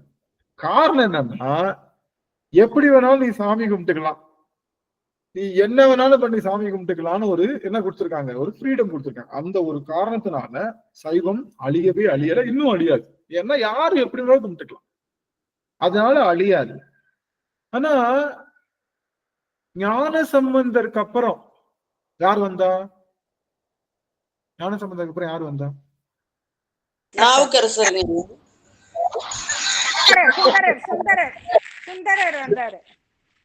நாவுக்கரசர் தான் முதல்ல வந்தாரு. நாவுக்கரசர் தான் முதல்ல வந்தாரு. நாவுக்கரசருக்கு அப்புறம் ஞான சம்பந்தர், ஞான சம்பந்தருக்கு அப்புறம் சுந்தரர், அப்புறம் மணிவாசகர் பெருமாள். இவங்க 3 பேருக்கு முன்னாடின்னு சொல்றாங்க, 3 பேருக்கு பின்னாடின்னு சொல்றாங்க. அது எப்படின்னு என்ன ஒரு பியூட்டினா, மணிவாசகரை பத்தின காலத்து இதனால வரைக்கும் யாருமே கண்டுபிடிக்க முடியல. இந்த மனுஷன் யூஸ் பண்ணிருப்பாங்கல்ல வேர்டு, நீங்க பாத்தீங்களா? வேர்டு இருக்கு இல்லையா, ஒரு ஸ்லாங்ல யூஸ் பண்ண அந்த வேர்டு இத்தனாவது நூற்றாண்டுலாம் யூஸ் பண்ணாங்கன்னு சொல்லி கண்டுபிடிச்சு ஒருத்தவங்க இந்த பாட்டுல இந்த வேர்டு யூஸ் பண்ணிருக்காரு, அப்ப இந்த நூற்றாண்டுன்னு சொல்லிட்டு இருக்காரு. இன்னொரு வேர்டை கண்டுபிடிச்சு அது சங்க காலத்துல வந்த வார்த்தையை யூஸ் பண்ணிருக்காரு, அவர் சங்க காலத்துக்கு உள்ளவர்னு சொல்லி 2 பக்கமும் போட்டு அலக்களிக்கிறாங்க சுவாமி. அவர் எல்லாமே பாடியிருக்காரு, எப்படி பாடினான்னு தெரியல. சரி, அப்போ சரி, அவங்க 4 திருமுறை பக்கம் யார் வந்தா?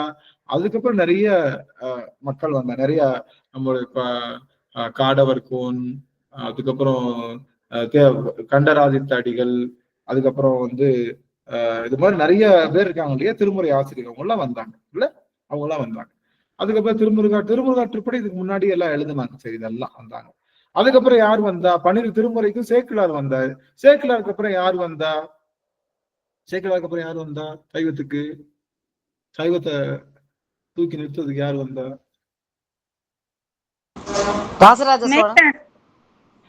ராஜராஜ சோழன். சரி, வள்ளலார் ராமலிங்க சுவாமிகள் எல்லாம் இப்பங்க ராமலிங்க அடிகளார் வந்தாங்க.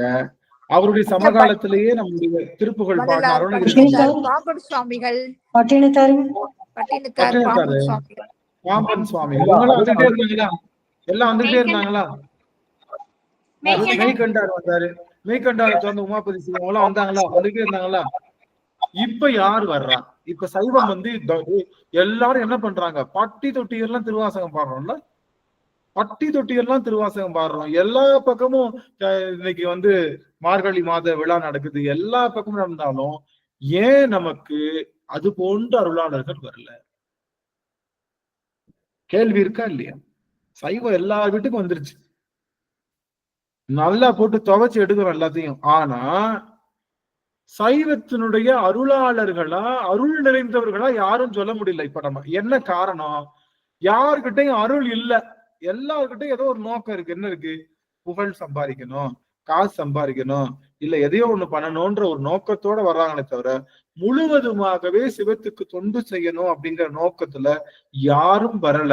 அருள் பெற்றவர்களா இல்ல. அப்படியே அருள் பெற்றவர்களா இருந்தாலும் அவர்கள் நம்ம கிட்ட பேசுறவங்களா இல்ல, அவங்க கிட்ட பேசல, அவங்க அமைதியா இருக்காங்க. ஆக நமக்கு சைவம் வளர்ந்திருக்கு, சைவம் விரிவடைஞ்சிருக்கே தவிர சைவம் எப்படி இருக்கணும்? சைவம் எப்படி இருக்கணும்? வேல் மாதிரி இருக்கணும். எப்படி இருக்கணும்? ஆழ்ந்து அகன்ற நுண்ணியனே. ஆழமாவும் இருக்கணும், அகலமாவும் இருக்கணும், ஷார்ப்பாவும் இருக்கணும்.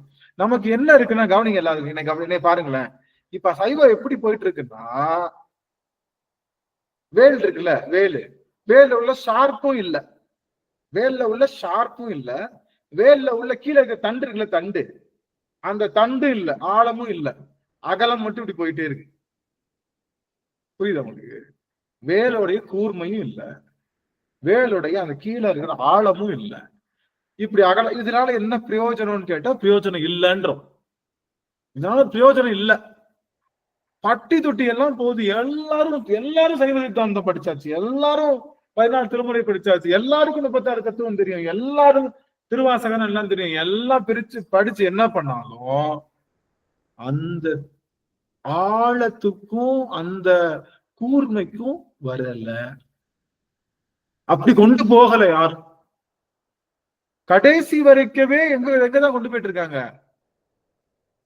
தலம் போகணும், திருநீர் பூசணும், இது பண்ணணும், சாஸ்திரம் சம்பிரதாயம், சரி ஓகே தப்பு இல்லை. ஆனா இறை உணர்வு புரிதலுக்குள்ள இருக்கணும்ன்றத ஏன் தளம் போகணும் சாமி? தப்பா நினைச்சு கூட என்னைய. ஏன் தளம் போகணும்? தளம் போறனால யாருக்கு லாபம்? டிராவல்ஸ்காரனுக்கு லாபம், அங்க இருக்கக்கூடிய டூரிஸ்டுக்கு லாபம், அங்க இருக்கக்கூடிய வந்தவங்க லாபம். இதுக்காகத்தான் அவங்க என்ன பண்றாங்க? எதை ப்ரமோட் பண்றாங்க? எதை ப்ரமோட் பண்றாங்க? எது சாமி ப்ரமோட் பண்றாங்க?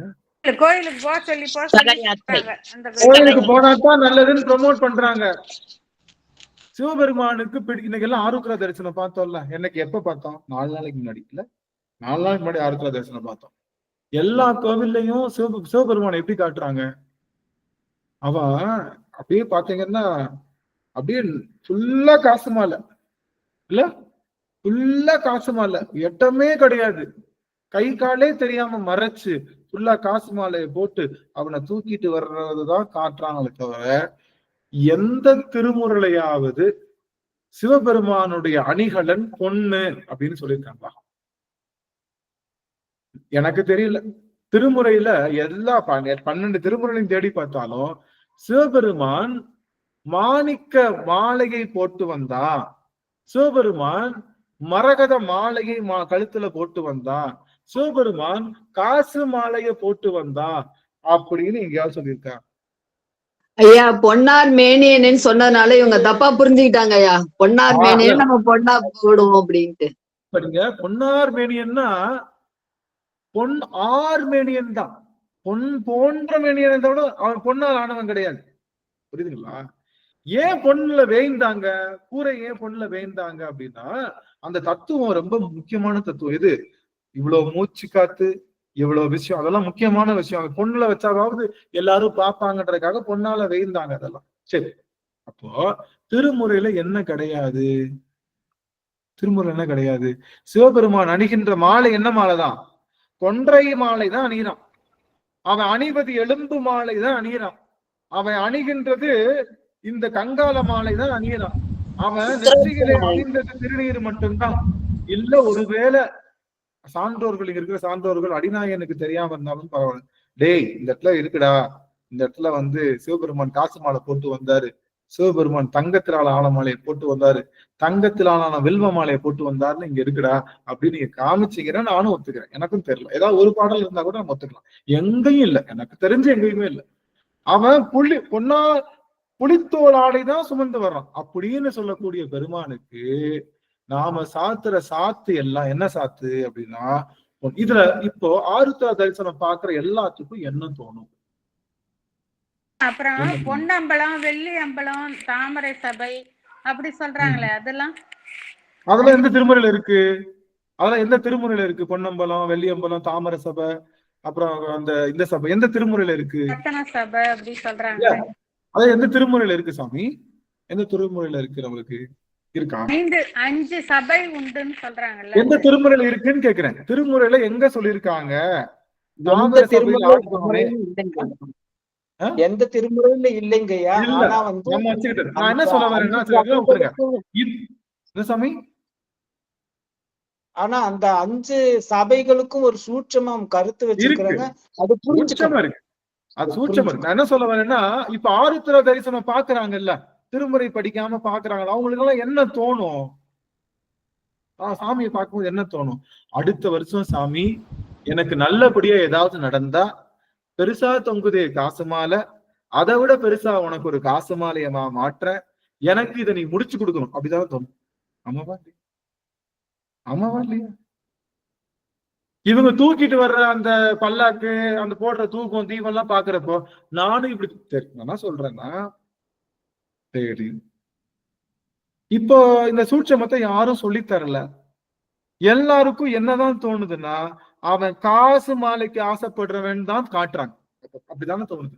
அவன் காசு மாலையில மயங்குறவன், அவன் பொன்னாலான அணிகலன்களால் மயங்குறவன், சிவபெருமானுடைய திருக்கோலம் பார்க்கிறதே நமச்சிவாய மந்திரம் சொல்றதுக்கு சமம்.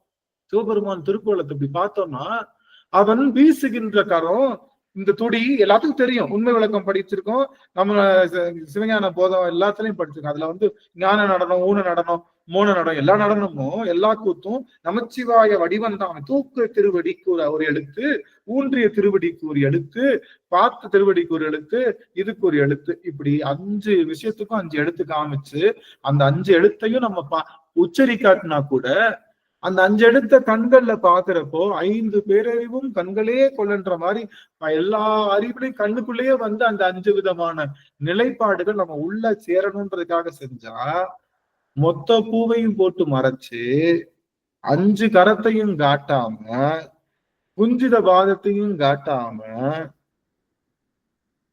மறைச்சு நான் பண்ணேன்னா என்ன பிரயோஜனம்? நம்ம அருளாளர்கள் பாடின பாட்டுக்கு என்ன பிரயோஜனம்? சரி, அதை விடுங்க. குஞ்சித பாத மாலைய 1 கோடி ரூபாய்க்கு நான் ஏழை எடுக்கிறதுல இருந்தா, குஞ்சித பாத மாலைக்கு சிறப்பா, குஞ்சித பாதத்துக்கு சிறப்பான்னு தெரியல. அது ஏன் குஞ்சித பாதத்துக்கு சிறப்பு? அது எல்லா உயிர்களுக்கும் இதனால என்ன ஒரு தாத்பரியம் மனிதர்களுடைய மனதுல ஏற்படும்? சைவம் இதுதான் சொல்லி கொடுத்திருக்கா அப்படின்னு கேட்டா இல்ல. அவன் நின்மலனாக வர்றான். அவனை நின்மலனா காசு இல்லாம ஏதாவது தூக்கிட்டு வந்தேன்னு வச்சுங்களேன். ஆனா அதுவும் உண்மைதான். மக்கள் என்ன பண்ண மாட்டாங்க, ஆத்தடி இவனை பார்த்தா நமக்கு அவனே பாவம், ரொம்ப பாடாவதியா இருக்கான், நம்ம போய் காசு கொடுக்கணும் போல, இவங்கிட்ட போய் நம்ம போய் எதுக்கு நிக்கணும் போக. ஆனா என்ன சொல்றேன்னா, நீங்க தவறாக 1000 பேரை உருவாக்குறத விட, உங்களுக்கு கோயிலுக்கு கூட்ட வரணுன்றதுக்காக நீங்க 1000 பூவை போட்டு 1000 விஷயம் போட்டு நீங்க கோடி பேரை உருவாக்குறத விட, ஒரே ஒருத்தர் முழுமையான அர்த்தத்தோட உருவானாதான் வேல் முழுமையடையும். புரிஞ்சுச்சா? இப்ப அகலமா கோடி பேர் இருக்கிறத விட கூர்மையா கொஞ்சம் அகலமா ஆழமா ஒருத்தர் வந்தாலும் போதும். இதைத்தான் நம்ம சைவம் சொல்லுது. அப்ப அந்த ஆழ்ந்த அகண்ட நுண்ணியனாக இருக்கக்கூடிய விஷயம் இப்ப இருக்கா? இல்ல. இப்ப இன்னொரு முக்கியமான விஷயம், நடராஜரை என்ன பண்ணியாச்சு? நடராஜரை தம்சம் பண்ணியாச்சு. நம்ம நடராஜர் என்ன பண்ணிட்டோம்? நடராஜனை நம்ம ஐயா இல்ல, நடராஜன் ஐயா இல்ல, நடராஜருடைய தத்துவத்தை துவம்சம் பண்ணிட்டோம். இனிமே அதை சரி பண்றலாம் முடியாது. இனிமேலாம் போய் ஒரு மாலையை போடுங்க, நீங்க நடராஜருக்கு அலங்காரம் பண்ணாம கூட்டிட்டு வாங்க, கை காலெல்லாம் தெரியுற மாதிரி கூட்டு வாங்கன்னு சொன்னா கேட்கறதுக்கு ஆள் இல்ல, செய்யறதுக்கு ஆள் இல்ல, முடிச்சு விட்டாச்சு. லிங்க திருமேனி இருக்கு இல்லையா? லிங்க திருமேனியில முதல்ல என்ன பண்ணாங்கன்னா, அன்னாபிஷேகத்துக்கு மட்டும்தான் முகம் சமைச்சாங்க, அதுவே தப்பு தான். அதுக்கப்புறம் என்ன பண்ணாங்கன்னா, பிரதோஷத்துக்கு மட்டும்தான் முகம் வச்சாங்க, அதுவும் சனி பிரதோஷத்துக்கு மட்டும்தான் வைப்பாங்க. எங்க ஏரியாவில சனி பிரதோஷத்துக்கு மட்டும்தான் முகம் வைப்பாங்க. நிறைய பேர் வருவாங்க, உள்ள இருக்கிற சாமி யாருன்னே தெரியாது, சரி மூஞ்சி வச்சாவது ஏதாவது. சரி, இப்ப என்ன பண்ணிட்டாங்கன்னா டெய்லியும் முகம் சமைக்கிற மாதிரி ஆயிப்போச்சு. லிங்க தத்துவத்தையும் துவம்சம் பண்ணியாச்சு. லிங்க தத்துவம் எதுக்கு? உருவம் இல்லாம நீ சாமியை வழிபாடு பண்ண கத்துக்கோன்னு சொல்றதுக்காக தான் லிங்க வடிவம் வச்சிருக்கோம். அப்பதான் இந்த உருவம் இல்லாம அருவத்தாவனான்னு நினைக்க முடியுன்றதுக்காக. ஆனா 2ஆம் கிளாஸ்க்கு போக வேண்டிய பிள்ளைய திரும்ப 1ஆம் கிளாஸ்லயே போட்ட மாதிரி லிங்க திருமேனியிலையும் முகம் சமைச்சு என்ன பண்ணியாச்சு? லிங்க திருமேனியை துவம்சம் பண்ணியாச்சு. இனிமே லிங்க திருமேனியெல்லாம் சரி கட்ட முடியாது. லிங்கத்தையும் அழிச்சாச்சு, அதுக்கப்புறம் எதை அழிச்சாச்சு? நடராஜரையும் அழிச்சாச்சு. இன்னொரு பக்கம் யார் இருக்காருன்னா முருகன். முருகரும் நம்மளுடைய தத்துவம் தான். அவர் என்ன பண்ணாரு? முருகனுடைய வடிவம் என்ன சாமி? முருகனுடைய வடிவம் என்ன? 2 வடிவம் தான். முருகனுக்கு 2 வடிவம். ஒண்ணு கல்யாண வடிவம். கல்யாண வடிவம்னா எல்லாம் கலந்த வடிவம். 2வது ஆண்டி வடிவம். 2 தான் இருக்கா முருகன். வேற எங்கேயும் வேற வடிவத்தை ஏதாவது முருகன் நீங்க பாத்துறீங்களா? முருகன் அலங்கார வடிவமா நிப்பான், இல்லைன்னா ஆண்டி கோலமா நிப்பான். 2 தவிர எங்கேயும் நிக்க மாட்டான். 95% முருகன் எந்த கோலத்துல தான் இருக்கு? அப்படி 95% ஆண்டி கோலம். ஆண்டி கோலம் தான். எல்லா தலங்களையும் அந்த ஆண்டி தான். கையில ஒரு தண்டமும் ஒரே ஒரு கோவணமும் மட்டும் கட்டியிருப்பான், அவ்வளவுதான். தலையில முடி இல்லாம மொட்டையாதான் நிற்பான், மொட்டையாண்டியாதான் நிற்பான். இதுதான் அவனுடைய கோலம். இப்ப அந்த முருகனுக்கு அபிஷேகம் பண்ணும் போது என்ன பண்றாங்கன்னா எல்லா கோவில்லையும் இந்த கோவணத்துல என்ன கட்டுறாங்க? இப்போ அவனுக்கு என்ன கோவணம் கட்டுறாங்க? தங்கத்துல கோவணம் கட்டுறாங்க. வெள்ளி தங்கத்துல கோவணம், தங்கம் வெள்ளி கோவணம் கட்டுறாங்க. அப்ப என்ன அர்த்தம்? அவன் என்ன எதுக்காக கோவணம் கட்டி நிக்கிறான்? அவன் எதுக்காக கோவணம் கட்டி நிக்கிறான்? முருகன் எதுக்காக கோவணம் கட்டி நிக்கிறான் சாமி? மூல பண்டாரமா இருக்கிறதுக்கு. என்ன சாமி? மூல பண்டாரமா இருக்கிறதுக்கு. மூல பண்டாரம். சரி, என்ன அர்த்தம் அதுக்கு? அதுக்கு என்ன அர்த்தம்? அவன் எதுக்காக கோவணத்தோட நிக்கிறான்? எதுவுமற்ற நிலையிலதான் முருகனுடைய கோவணாண்டி தத்துவம் எது தெரியுமா? எதுவுமற்ற நிலையிலதான் எல்லாத்தையும் நீ பெற முடியும்னு சொல்ல நிக்கிறான். எல்லாம் இழந்தாத்தான் உனக்கு நலம் வரும். எல்லாம் இழந்த நலம் தருவாய் சுர பூபதியேன்னு சொல்வது போல எல்லாத்தையும் இழப்பதுதான் நலமே. ஒண்ணுமே இல்லைன்னு நினைச்சுதான் எனக்கு யாருமே இல்லப்பா, எனக்கு பிள்ளை இல்ல, எனக்கு கல்வி இல்ல, எதுவுமே இல்லைன்னு நினைச்சு எல்லாம் இழந்த நலமாக இருந்து ஆனந்த அனுபூதி பெறுவதுதான் முருக தத்துவமே. அதைத்தான் சொல்லி கொடுக்குறான். அதுலயும் என்ன சாத்தியாச்சு? கோவணத்துல இது என்ன? இது எதை காட்டுது? அவங்க அப்படி செய்யும் போது நமக்கு என்ன தோணும்? முருகா, அடுத்த தடவை எனக்கு நல்லது நடந்தா உனக்கு நானும் ஒரு தங்கத்துல ஒரு கோவணம் வாங்கி சாத்துறேன், நானும் ஒரு வெள்ளியில கோவணம் வாங்கி சாத்துறேன்னு தான் தோணுமே தவிர, அவன் இப்படி கோவண ஆண்டியா நிக்கிறானே, ஏன் நிக்கிறான்னு கேட்டாதானே பதில் சொல்ல முடியும். அதுக்கு பதிலே கொடுத்தது இல்ல. இன்னொரு விஷயம், முருகனுக்கு எப்பொழுதுமே ராஜ அலங்காரம் பண்ணி, அவனை ஆண்டி கோலத்துல பார்த்தா நம்ம விளங்காம போயிருவோன்னு தப்பா நம்மளை சித்தரிக்க வச்சு, ஆண்டிக்கோலம் பார்த்தாதான் நம்ம நல்லா இருப்போம். சித்தரிக்க வச்சு இன்னைக்கு வரைக்கும் தப்ப இன்னைக்கு இவ்வளவு பேசுறேன்ல, நானு இன்னைக்கு கவனிங்க எல்லாரும், இவ்வளவு பேசுறேன்ல. நான் போய் பழனி மலையில ஆண்டிக்கோலம் பார்த்துட்டு வந்தாலும் எங்க அம்மா, நீ ஆண்டிய போனா போய்க்க, எங்க குடும்பத்தை நீ நல்லா வாழவை, தயவு செய்து நீ திரும்ப போய் நீ ராஜ அலங்காரத்தை தான் பார்க்கணும்னு சொல்லி சொல்லி நம்மளை பயமுறுத்தி நம்மளை பார்க்க வைக்கிறாங்கன்னா அந்த அளவுக்கு ஆயிடுச்சு. அப்ப முருகனையும் அழித்தொழிச்சாச்சு, முருக தத்துவத்தையும் அழித்தொழிச்சாச்சு, நடராஜ தத்துவத்தை துவம்சம் பண்ணியாச்சு, லிங்க திருமேனி தத்துவத்தை கையால வெள்ளக்காரன். நம்ம எல்லாம் போனோம்ல, ஜோதிலிங்கம் பாத்தீங்களா இல்லையா? ஜோதிலிங்கம் போனப்ப அந்த ஒரு ஜோதிலிங்கத்துல வெள்ளக்காரன் குண்டை அடிச்சு அந்த ஜோதிலிங்கம் பாதிதான் இருக்கிறவங்க எல்லாத்தையும் காமிச்சாங்க. பாத்தீங்களா இல்லையா? எல்லாரும் ஜோதிலிங்கம் போனீங்கல்ல? போனப்போ ஜோதிலிங்கத்தை அப்படியே ஒரு வெள்ளக்காரன் பீரங்கிய போட்டு தொலைச்சு, அது பாதிதான் இருக்குது, வெள்ளக்காரன் பாதி பீரங்கி போட்டு தொலைச்சு உடைச்சான்.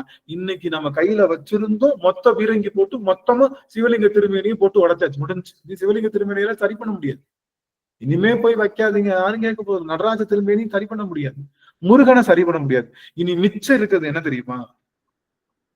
இனி மிச்சம் இருக்கிற ஒரே ஒரு தத்துவம் சைவத்துல, எல்லாம் கவனிக்கணும், என்ன எல்லாம் கவனிச்சாதான் நான் சொல்லுவேன். இனி மிச்சம் இருக்கிற ஒரே ஒரு தத்துவம் ஒண்ணுதான் இருக்கு.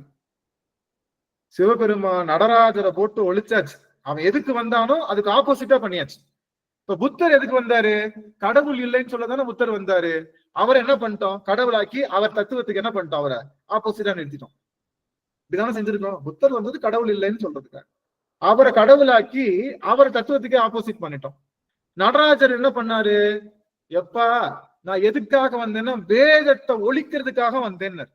வேத வேல் அதான ஆருத்ரா தரிசனம். ஆருத்ரா தரிசனம் என்ன அர்த்தம்? தாருகாவனத்து ரிஷிகள் செஞ்ச அத்தனை அட்டூழியத்தையும் அப்படி தூக்கி அவர்கள் மான் அடிச்சா கழிச்சு இடுப்புல தச்சுக்கிறான். அவன் முயல் இது புலி அடிச்சா இடுப்புல தச்சுக்கிறான், மான் அடிச்சா வாங்கிக்கிறான், எல்லாத்தையும் கையில வாங்கி நின்று ஆடின ஆட்டம் தானே ஆருத்ரா தரிசனம். அவன் ஆடினதானே ஆருத்ரா தரிசனம்.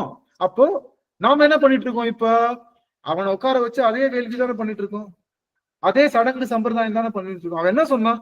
சடங்கு சம்பிரதாயத்தால இறைவன் அடைய முடியும் அப்படின்னு சொன்னவங்களை அவன் ஆடி காமிச்சு அப்படி இல்லைன்னு சொன்னா நம்ம அப்படிதான். இப்ப நடராஜ தத்துவத்தை ஒழிச்சாச்சு. அதுக்கப்புறம் என்ன பண்ணோம்? சிவலிங்க திருமேனி தத்துவத்தை ஒழிச்சிட்டோம். ஏன்னா உருவத்திலிருந்து அருவத்தை பார்க்கணும்னு சொன்ன தத்துவத்தை ஒழிச்சாச்சு. அடுத்து ஆண்டிக்கோள தத்துவத்தை காமிச்சு நின்னா முருகன், அவனையும் அவனுக்கு அலங்காரம் பண்ணி வெள்ளி கோவணம் சாத்தி தங்க கோவணம் சாத்தி ராஜ அலங்காரம் நிக்க வச்சு அவன் என்ன தத்துவம் சொல்ல வந்தானோ அதுக்கு ஆப்போசிட்டா புரிஞ்சு அந்த தத்துவத்தையும் ஒழிச்சாச்சு. முருகன் போச்சு, சைவத்துல ஒரு முருகன் போச்சு, நடராஜர் போயிருச்சு, அடுத்து லிங்க திருமேனி போயிருச்சு. இனி மிஞ்சி இருக்கிற ஒரே ஒரு தத்துவம் என்ன தெரியுமா? இனி மிஞ்சி இருக்கிற ஒரே ஒரு தத்துவம் வேல் தான். வேல் தான் தத்துவம். இப்போ வேல் ஒண்ணுதான் மிஞ்சி இருக்கிற தத்துவம். வேல் எப்படிப்பட்டது? ஆழ்ந்து அகன்று நுணியது, அவ்வளவுதான் வேலு. எப்படி சைவத்துல நம்ம சிவபெருமான் கிட்ட உருவம் இருக்கு, அதுக்கடுத்து அருவத்துக்காக என்ன இருக்கு? லிங்க திருமேனி இருக்கு இல்லையா? அது போல முருகனுக்கு உருவம் இருக்கு, முருகனை அருவமா பாக்குறதுக்காக என்ன இருக்கு? வேல் இருக்கு. லிங்க திருமேனியும் வேலும் ஒண்ணுதான். அவன் மீட்டிங் அல்ல மீண்டும் ಅಗುನ ಏನೇ ಟೇಕಲ್ ಆಂಚಿ ಆಂಚಿ ಬಿಚಾ ಟೇಕ್ ಏನೇ ಟೇಕ್. அப்போ இப்ப இந்த வேல் தத்துவம் ஒண்ணுதான் பெண்டிங்ல இருக்கு. எதுல? வேலை எப்படி பார்க்கணும்? வேலை எப்படி? லிங்க திருமணி எப்படி பார்க்கணும்? லிங்க திருமணி எப்படி பார்க்கணும்? எப்படி பார்க்கணும்? லிங்க திருமேனிய எப்படி பார்க்கணும்? அருவுருவமா லிங்க திருமணம் என்ன வைக்க கூடாது? இந்த பட்டை சாத்துறது, அங்கவஸ்திரம் போடுறது, கீழே வேட்டிய கட்டுறது, அதுக்கு தலையில மகுடம் சாத்துறது, தங்க நாகாபரணம் வைக்கிறது. அதுல எந்த கோயில சொல்லிட்டு இருக்கேன் நமக்கு நல்லாவே தெரியும். அண்ணாமலையார் திருவண்ணாமலையார் கோயில்ல இருந்து எல்லா கோவில்லையும் அதுதான் நடக்குது. நெத்தியில பட்டை சாத்திட்டாலே இது கீழே இருக்கிறது கண்ணுன்னு அர்த்தமாயிருக்கு. ஆமாவா இல்லையா? கண்ணு இருக்கக்கூடாதுன்னு சொல்லுவதுதான் எது? கண்ணு இல்ல, மூக்கு இல்ல, காது இல்ல, நீ நினைக்கிற மாதிரி எதுவுமே இல்ல, அதுலயும் சிவம் இருக்காரு பாருன்னு நம்மள ஆட்படுத்துகின்ற 2வது படிநிலை தான் என்ன? லிங்க திருமேனியே. லிங்க திருமேனில எது பூசக்கூடாது? குங்குமம் பொட்டு கூட வைக்க கூடாது ஆக்சுவலி. ஆனா அதெல்லாம் முடியுமான்னு தெரியல. பொட்டு எதுவுமே இருக்கக்கூடாது, எதுவுமே இருக்கக்கூடாது. அதுல கண்ணு இருக்கா, காது இருக்கா, அதெல்லாம் பிரிக்கிறாங்கல்ல. கீழே இருக்கிறது பிரம்மம், ருத்ரன், அதெல்லாம் அப்படியும் பிரிக்க கூடாது. அதுதான் அதனுடைய தாத்பரியமே. முடிச்சாச்சு, முடிச்சு விட்டோம். எதை முடிச்சாச்சு? நடராஜர் முடிச்சிட்டோம், லிங்க திருமேனி முடிச்சு விட்டாச்சு, முருகனை முடிச்சே விட்டாச்சு. முருகனை எங்க பார்த்தாலும் சரி ஆண்டியா கும்பிடுற வழக்கமே இல்லாம போயிடுச்சு. இனி வெஞ்சு நிக்கிறது வேல் மட்டும்தான். வேல் மட்டும் எஞ்சி நிக்குது. இப்ப வேலுக்கும் என்ன பண்ண ஆரம்பிச்சிட்டோம்? கைய வைக்க, காலை வைக்க வேலுக்கு. இப்ப புதுசா வேல் பூசை பண்றோம்னு என்ன பண்றாங்க? வேலுக்கு காலை சமைக்கிறாங்க, கைய வச்சு. நல்லூர்ல பாத்துறீங்களா? சுவாமி வேல் எழுந்தருள்வாரு. பாத்தீங்கன்னா முழுக்க காசு மாலை அதெல்லாம் போட்டு வேலெல்லாம் போட்டு வேல் தனி புறப்பாடு பண்ணி வர்ற மாதிரி ஆரம்பிச்சு இன்னைக்கு வேல் பூஜை பண்றோம்னு எல்லாரும் என்ன பண்ணிட்டு இருக்காங்கன்னா, முருகனை அந்த வேலை அப்படியே முருகன் மாதிரி வடிவம் செஞ்சு உத்து பார்த்தாலும் முருகன் மாதிரிதான் தெரியும். என்னடா முருகன் மூஞ்சியை காட்டினான்னு பார்த்தா அங்க வேல் இருக்கு. முருகன் முகத்துக்கு பதிலா வேல் இருக்கு. அப்போ வேலையும் இப்ப என்ன பண்ண ஆரம்பிச்சிட்டோம் அப்படின்னா, வேலுக்கு என்ன செய்யக்கூடாது? வேலுக்கு என்ன செய்யக்கூடாது? என்ன செய்யக்கூடாது சாமி? எந்த அலங்காரம் பண்ணக்கூடாதுங்க, எந்த அலங்காரம் பண்ணக்கூடாது. வேலை வேளா பார்க்கிறது வழிபாடு. இன்னைக்கு வரைக்கும் நம்ம முன்னோர்கள் காத்து வச்ச ஒரு பெரிய பொக்கிஷம். நினைச்சிருந்தா நினைச்சு பாருங்க, ஏதாவது ஒரு கோயில்ல வேலுக்கு கை கால்லாம் வரைஞ்ச மாதிரி அவங்க ஒரு சிற்பம் பண்ணிருக்கலாம்ல. அவங்களுக்கு நாம நினைக்கிற மாதிரி அவங்க நினைச்சிருந்தா அவங்க ஏதோ இடத்துல பண்ணிருக்கலாம்ல. பண்ணாங்களா? பண்ணல. வேலா பாக்குறது தான் அறிவு. அறிவினுடைய 2வது வடிவம். லிங்க திருமேனியா பாக்குறதா 2வது வடிவம்னு எங்கு பார்த்தாலும் வேலை மட்டும் வச்சு வழிபாடு செய்த நம்மளுடைய விஷயம். இவங்க வேலுக்கு என்ன பண்றேன்னு நினைச்சாங்க தெரியுமா? வேலுக்கு மாலை போடணும்னு நினைச்சாங்க. அதனால என்ன பண்ணாங்க, வேலுக்கு ஒரு பின்னாடி ஒரு கட்டையை கட்டி மாலை போட்டாங்க. மாலை போட்டா மாலை தானே போடுறோம், அப்படியே என்ன பண்ணலாம், ஒரு 4-5 டாலரை போடுவோம், காசு மாலையை போடுவோம் போட்டு, சரி காசு மாலையை போட்டவே ஒரு கையை வச்சிருவோம், காலை வச்சிருவோம் வச்சு, இப்ப தலைக்கு மேல கிரீடமும் வச்சு வேலையும் என்னவா மாத்தியாச்சு, உருவமா மாத்தியாச்சு. வேலை உருவமா மாத்தி. நான் என்ன சொல்றேன், நீ உருவமா வழிபாடு செய்யணும் அப்படின்னு நினைச்சா உனக்கு உருவமே இருக்குல்ல, உனக்கு உருவமே இருக்கு. நீ உருவமா வழிபாடு செய்யணும்னு நினைச்ச, ஆண்டிய கொடுத்தோம், நீ ஆண்டி அலங்காரம் பண்ண என்னமோ பண்ணிச்ச, உருவத்தை நீ பண்ணிக்க. இன்னைக்கு வேலு ஒண்ணுதானே மிச்சமா இருக்கு.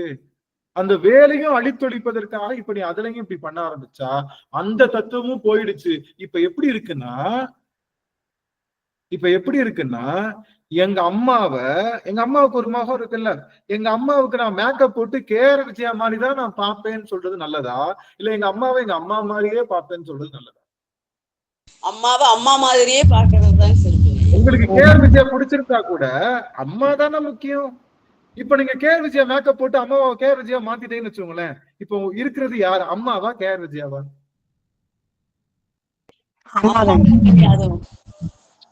தத்துவம் போயிருச்சு. அம்மா தான் இருக்காங்க, உள்ள அம்மா இருக்காங்க, தத்துவம் போயிருச்சு. அம்மான்ற தத்துவம் போய் எனக்கு பிடிச்ச கேஆர் விஜயா தான் இருக்காங்க. இல்ல அம்மாவா இல்லையா? அப்போ நமக்கு பிடிச்ச தத்துவத்தை மேல ஏத்திட்டோம்னா அந்த தத்துவம் அழிஞ்சிரும். அதைத்தான் இன்னைக்கு நாம செஞ்சுட்டு இருக்கோம். இது சைவத்தினுடைய வளர்ச்சியா? 100 பேர் வேல் பூஜை பண்றாங்க, வேல் ரொம்ப அதிகமா வளர்ந்துருக்குன்னு நம்ம சந்தோஷப்படுறதா, இல்ல இந்த வேலுடைய தத்துவத்தையும் சோழி முடிக்கிறாங்கன்னு நினைச்சு வருத்தப்படுறதா? சரி, அப்போ ஒண்ணு மட்டும் தெரிஞ்சுக்கோங்க, யார் எப்படியோ அவங்க என்ன வேணாலும் பண்ணிட்டு போறாங்க. நீங்க உங்களுக்கு தெரிஞ்சவங்ககிட்ட சொல்லுங்க, இப்படிதான் கும்பிடணும். வேலுக்கு என்ன வைக்க கூடாது, நம்ம பொட்டும் வைக்க கூடாது.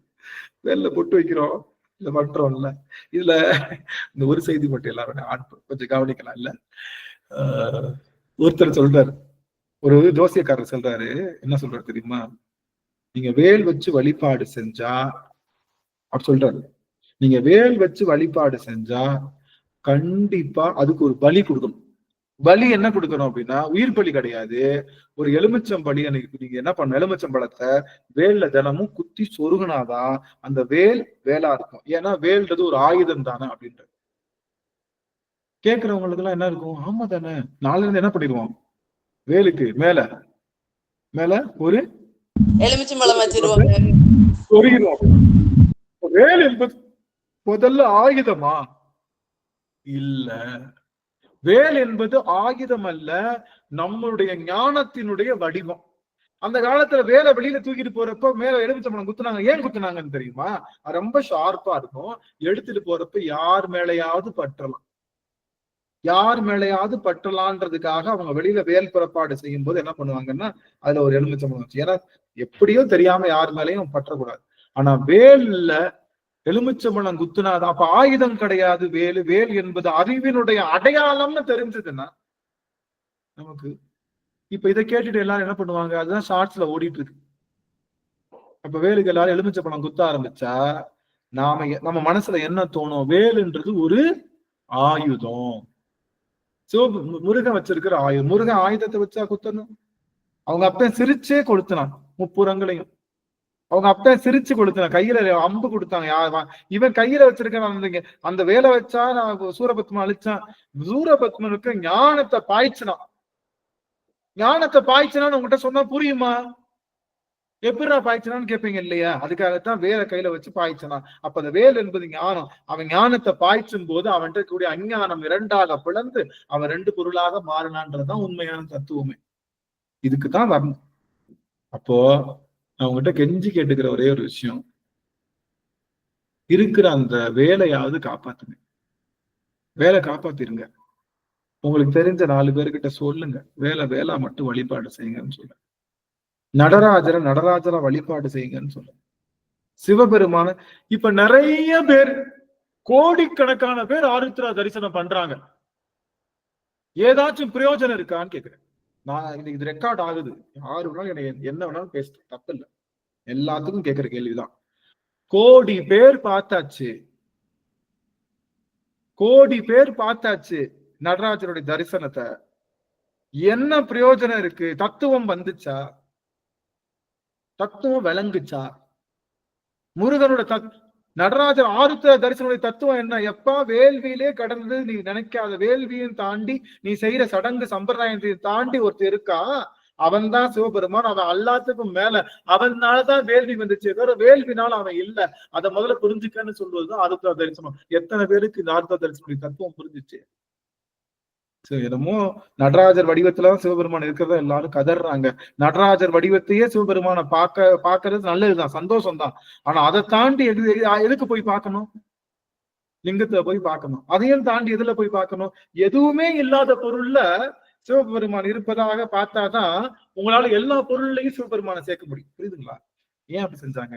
உருவத்தை காமிச்சு இவன் தான் சிவபெருமான் காமிச்சாங்க, அருவத்தை காமிச்சு இவன் தான் சிவபெருமான் காமிச்சாங்க. அதையும் எடுத்தாங்க பாரு, வெட்ட வெளியில சிவபெருமான் இருக்காரு காமிச்சிட்டு திரும்பி பார்த்தா எல்லாமே வெட்ட வெளியா தெரியுது. அப்ப எல்லாமே சிவமான் தெரியணும்ன்றதுக்காகத்தான் அந்த விஷயத்த செஞ்சு வச்சாங்க. கடைசி வரைக்குமே நடராஜர் உருவத்துலதான் சிவபெருமான் இருக்காருன்னு நீங்க சொல்லி மடிவதற்காக சைவம் வளர்க்கப்படவில்லை.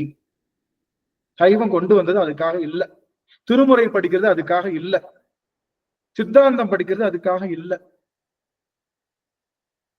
புரிஞ்சுதுங்களா? ஆக நாம எல்லா தத்துவத்தையும் என்ன பண்ணிட்டோம்?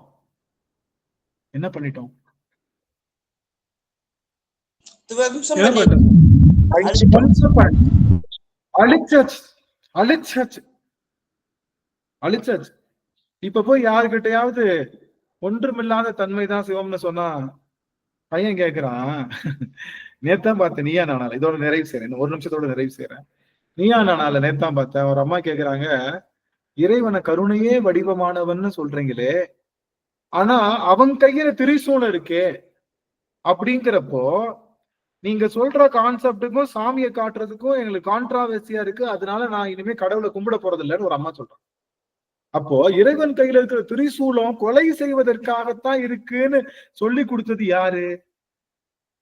அவன் கையில இருக்கிற திரிசூலம் என்பது நம்முடைய ஆணவம் கண்மம் மாயை என்று சொல்லுகின்ற அந்த சூட்சம வினைகளை அழிப்பதற்காக இருக்கே தவிர உடலை அழிக்கிறதுக்கு அவனுக்கு வேலையே இல்லையே. அவன் தானே உடலுக்கு தாய் தந்தை, அவன் தானே உடலை உருவாக்கினவனே, அவன் அதை அழிக்க போறான்.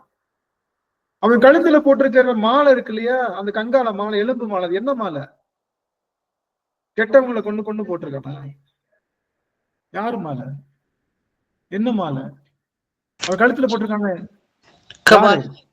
கபால மாலை. கபாலம் யாரோட கபாலம்? பிரம்மா, விஷ்ணு, அதுக்கப்புறம் மற்ற அவங்க யாரெல்லாம் வேலை இப்ப நமக்கு ரொம்ப தெரிஞ்சவங்க இருக்காங்கல்ல, அவங்களோட போட்டோ எல்லாம் எதை வச்சுக்குவோம்? பர்ஸ்ல வச்சுக்குவோம்ல, அப்பப்ப எடுத்து பார்த்துக்கிட்டு இருக்காங்க. ஆமாவா இல்லையா?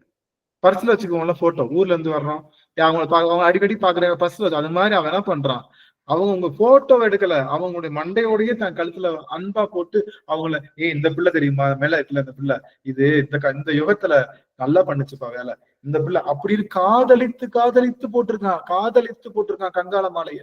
ஒவ்வொரு எலும்பையும் காதலித்து போட்டிருக்கான். நம்மளால போட முடியுமா? தாயோட எலும்புல ஒரு மோதிரம் செஞ்சு போட்டுக்க முடியுமா? தாயோட எலும்புல, தந்தையோட எலும்புல ஒரு மோதிரம் செஞ்சு இல்ல ஒரு மாலை செஞ்சு போட்டுக்க நமக்கு தைரியம் இருக்கா?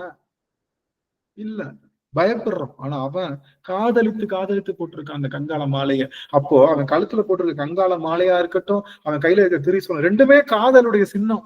இத சொல்லி தரலன்னா பின்னாடி வரவங்க நாத்திகவாதியா தான் மாறுவான். நல்லா தெரிஞ்சுக்கோங்க. நல்லா வர பிள்ளைய கேள்வி கேட்பாங்க, அவங்க கேட்கவங்களும் நாத்திகவாதியா.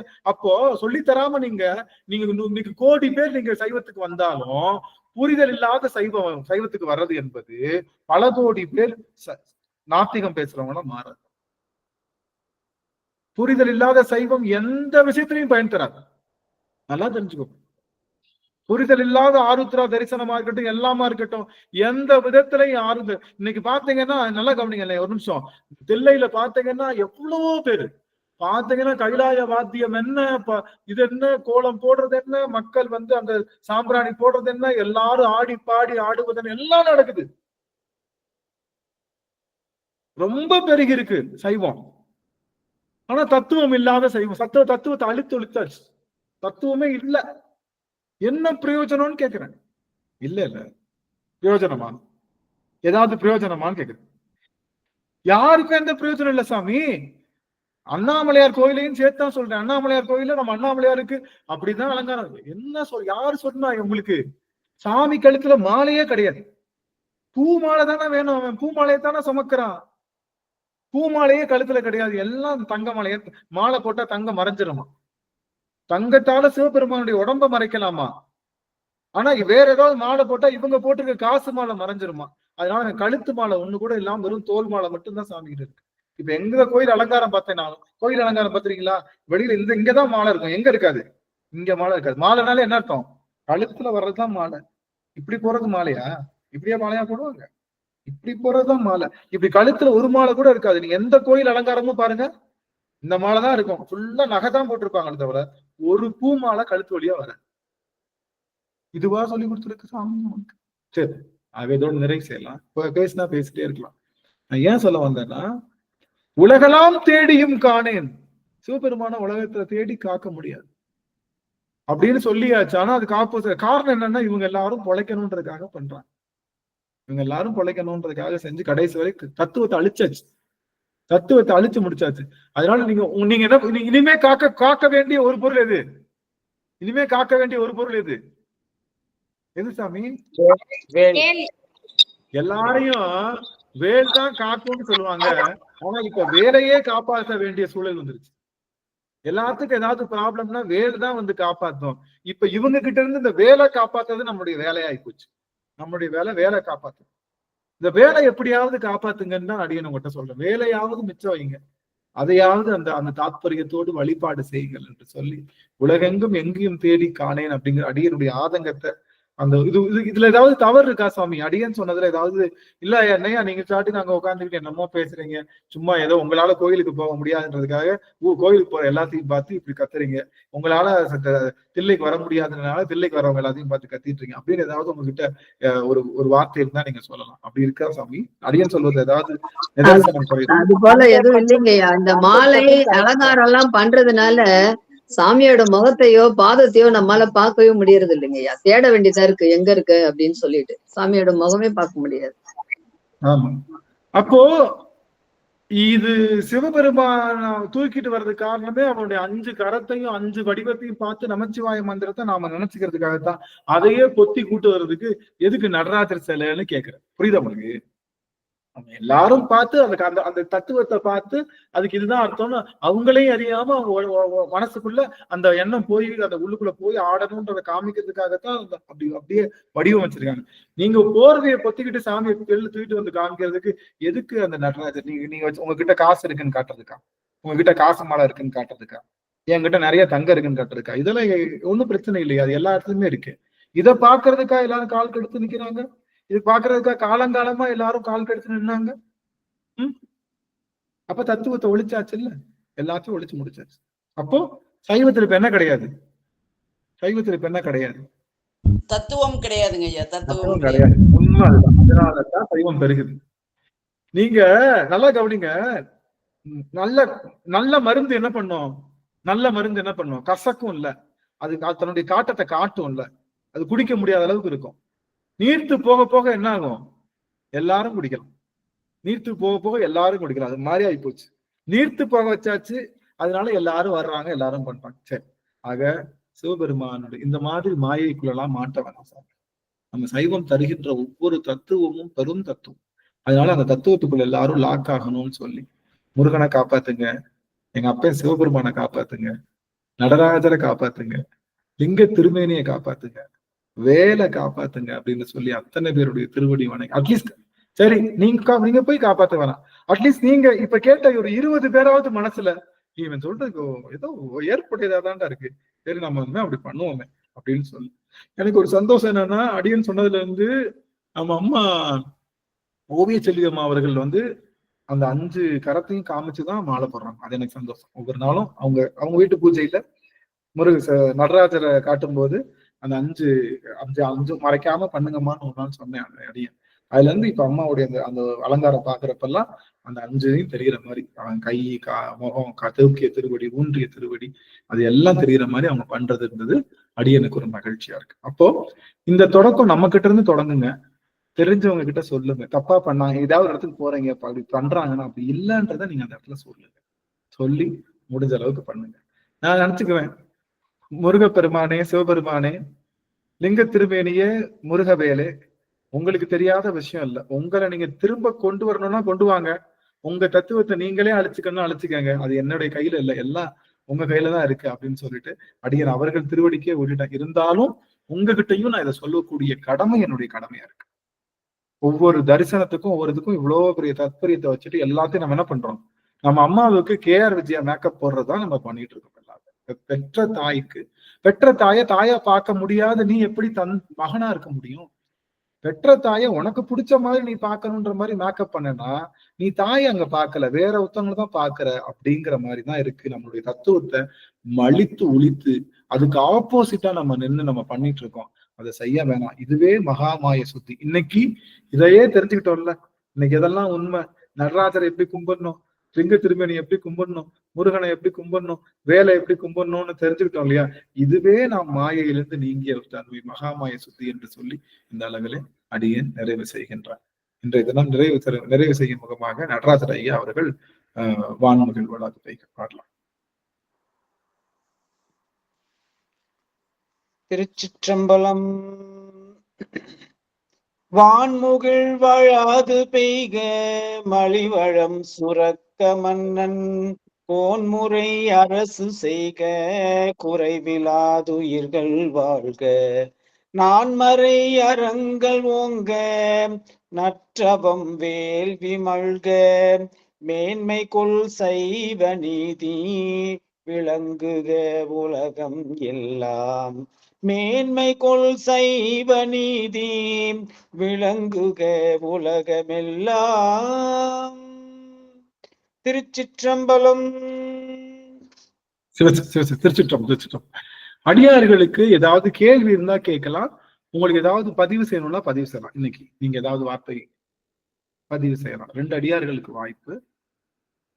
ஐயா ஒரே ஒரு சின்ன இது சந்தேகங்க ஐயா, அத கேக்குறேங்க ஐயா. இப்ப நம்ம தாயா பாக்குறது வேற விஷயம். அடுத்தது நம்ம இப்ப குழந்தையா பார்த்து அதுக்கு அலங்காரம் பண்றோம் இல்லையா? குழந்தைய நம்ம நல்லா ஜோடிச்சு பாக்குற அந்த ஒரு இது இருக்கு இல்லைங்கய்யா? இப்ப அந்த மாதிரி நினைச்சு கூட நம்ம செய்யலாம் இல்லைங்கய்யா? அது தப்புங்களா? Super super super. இதுக்குத்தான் நமக்கு என்ன பண்ணிருக்காங்கன்னா 3 விதமான வடிவம் கொடுத்திருக்காங்க நம்ம சைவத்துல. உங்களுக்கு உருவத்துல குழந்தை மாதிரி அலங்காரம் பண்ணுமா, யார் மாதிரி அலங்காரம் பண்ணுமான்னு உருவத்தை கொடுத்திருக்காங்க. உருவம் எங்க கொடுத்திருக்காங்க அப்படின்னா சோமாஸ்கந்த வடிவம். அந்த 3 பேருக்கும் நீங்க என்ன வேணாலும் மேக்கப் போட்டுக்கோங்க, என்ன வேணாலும் செய்யுங்க. நடராஜருக்கும் நீங்க மேக்கப் போடலாம், செய்யலாம். ஆனா என்ன மறைக்க கூடாது. நடராஜருக்கு இப்போ ஒண்ணும் இல்ல சாமி, பொன்முடியம்மா ஒண்ணும் இல்ல. இப்ப நம்ம ஒருத்தவங்களுக்கு படைக்கிறோம்ல, ஏதாவது ஒரு சாப்பாடு படைக்கிறோம்ல, படைக்கிறப்போ இப்ப தாத்தாவுக்கு படைக்கிறோம்னு வச்சுக்கோங்க. என்ன பண்ணுவோம், எங்க தாத்தாவுக்கு உருண்டை குழம்புனா ரொம்ப பிடிக்கும்னு உருண்டை குழம்பு வைப்போம் இல்ல. எங்க தாத்தாவுக்கு களினா ரொம்ப பிடிக்கும்னு வைப்போம். அவருக்கு இந்த முறுக்கு நல்லா சாப்பிடுவார், முறுக்க வைப்போம். அவருக்கு பிடிக்காது எது, பாவக்காய் பொரியல் பிடிக்காது, அதை வைப்போமா, படையலாம் வைப்போமா? பேச்சு சொல்லுங்க. தாத்தாவுக்கு படைக்கிறது ஏன் வைக்க மாட்டேங்கிறோம்? அவருக்கு அது பிடிக்காதுன்றதுக்காக. நடராஜர் என்ன சொல்லியிருக்காரு, பிடிக்காது. எனக்கு என்ன பிடிக்காது, நான் பிச்சாண்டியா ஆடிக்கிட்டு இருக்கேன். ஆடும்போது எனக்கு என்ன வந்துச்சு, புலித்தோல் வந்துச்சுன்னு அவங்க எல்லாம் பண்ணி முடிச்சுட்டாங்க. அவருக்கு வச்சிருக்காரு. தலையில கிரீடம் வைக்கல நடராஜர். ஏன்? அவருக்கு கிரீடம் வைக்காததான் சிறப்பு. ஏன் தலையில கிரீடம் வைக்கல? கிரீடம் வைக்கணும்னா வேற யாராவது உயர்ந்தவங்க தான் வைக்கணும். அவனை விட உயர்ந்தவங்க வேற யாரும் அவனுக்கு கிடையாது. அதனால அவன் கிரீடம் இல்லாம இருக்கான். அப்ப கிரீடம் இல்லாம இருப்பது அவனுக்கு சிறப்பா இழிவா? இல்லாம இருக்கிறது. இப்ப நம்ம அலங்காரத்துக்காக தலையில கிரீடம் வைக்கணும்னு வச்சுக்கோங்க. அப்ப என்ன அர்த்தம்? அவரை விட உயர்ந்தவங்க இருக்கிறாங்க, அவரை விட உயர்ந்தவங்க இருக்கிறாங்க அர்த்தமாயிடுதா? அப்போ தத்துவம் அழிஞ்சு போயிடுதா? சிவபெருமானுக்கு மேலானவங்க தத்துவம் அழிஞ்சு போயிடுதா? அவனுக்கு தங்கத்தாலேயே நகை போடுறோம்னு ஒருத்தவங்க, அவன் தங்க நகை விரும்புறவனா? முடிஞ்சா நீங்க என்ன பண்ணுங்க, எலும்ப எங்கேயாவது கஷ்டப்பட்டு வாங்கி அதுக்கு எலும்பு மாலையை நல்லா தேய்ச்சு அவன் கழுத்துல எலும்பு மாலை போடுங்க. முடிஞ்சா அவனுக்கு கழுத்துல நீங்க வந்து வில்வத்தை போடுங்க, வில்வ மாலையை போட இது எல்லாமே மனிதனுடைய ஆசைகள் என்னவோ அதெல்லாம் சாமிக்கு போட்டு பாக்குறாங்க. அதுதாங்க இடம் இல்ல. நல்லா தெரிஞ்சுக்கோங்க, உங்க ஆசையில ப்ரொஜெக்ட் பண்ணணும்னா அதுக்கு இடம் இருக்கு. எந்த இடம்னா அதுக்கு இந்த சோமாஸ்கந்த வடிவம் இருக்கு. அதுல நீங்க வந்து அவருக்கு முத்து மாலையை போடுங்க, பவள மாலையை போடுங்க, என்ன மாலை வேணாலும் போடுங்க, அது தலையில கிரீடம் வைங்க, நீங்க என்ன வேணாலும் பண்ணுங்க. முருகர் இருக்காங்க, நடுவில் முருகர் இருக்காரு. குழந்தைக்கு நீங்க சொன்னீங்க இல்லையா, குழந்தைக்கு என்னெல்லாம் பண்ணுமோ முருகருக்கு குழந்தைக்கு பண்ணுங்க. தாய்க்கு என்னெல்லாம் பண்ணுறீங்க உமாதேவிக்கு பண்ணுங்க. நீங்க அப்பாவுக்கு என்னெல்லாம் பண்ணுறீங்களோ சோமாஸ்கந்தருக்கு பண்ணுங்க. இதுதான் நீங்க பண்ணணும். நீங்க நடராஜருக்கு வந்துட்டாலே கொஞ்சம் பயந்துதான் பண்ணணும். ஏன்னா அவனுக்கு இதெல்லாம் பிடிக்காது.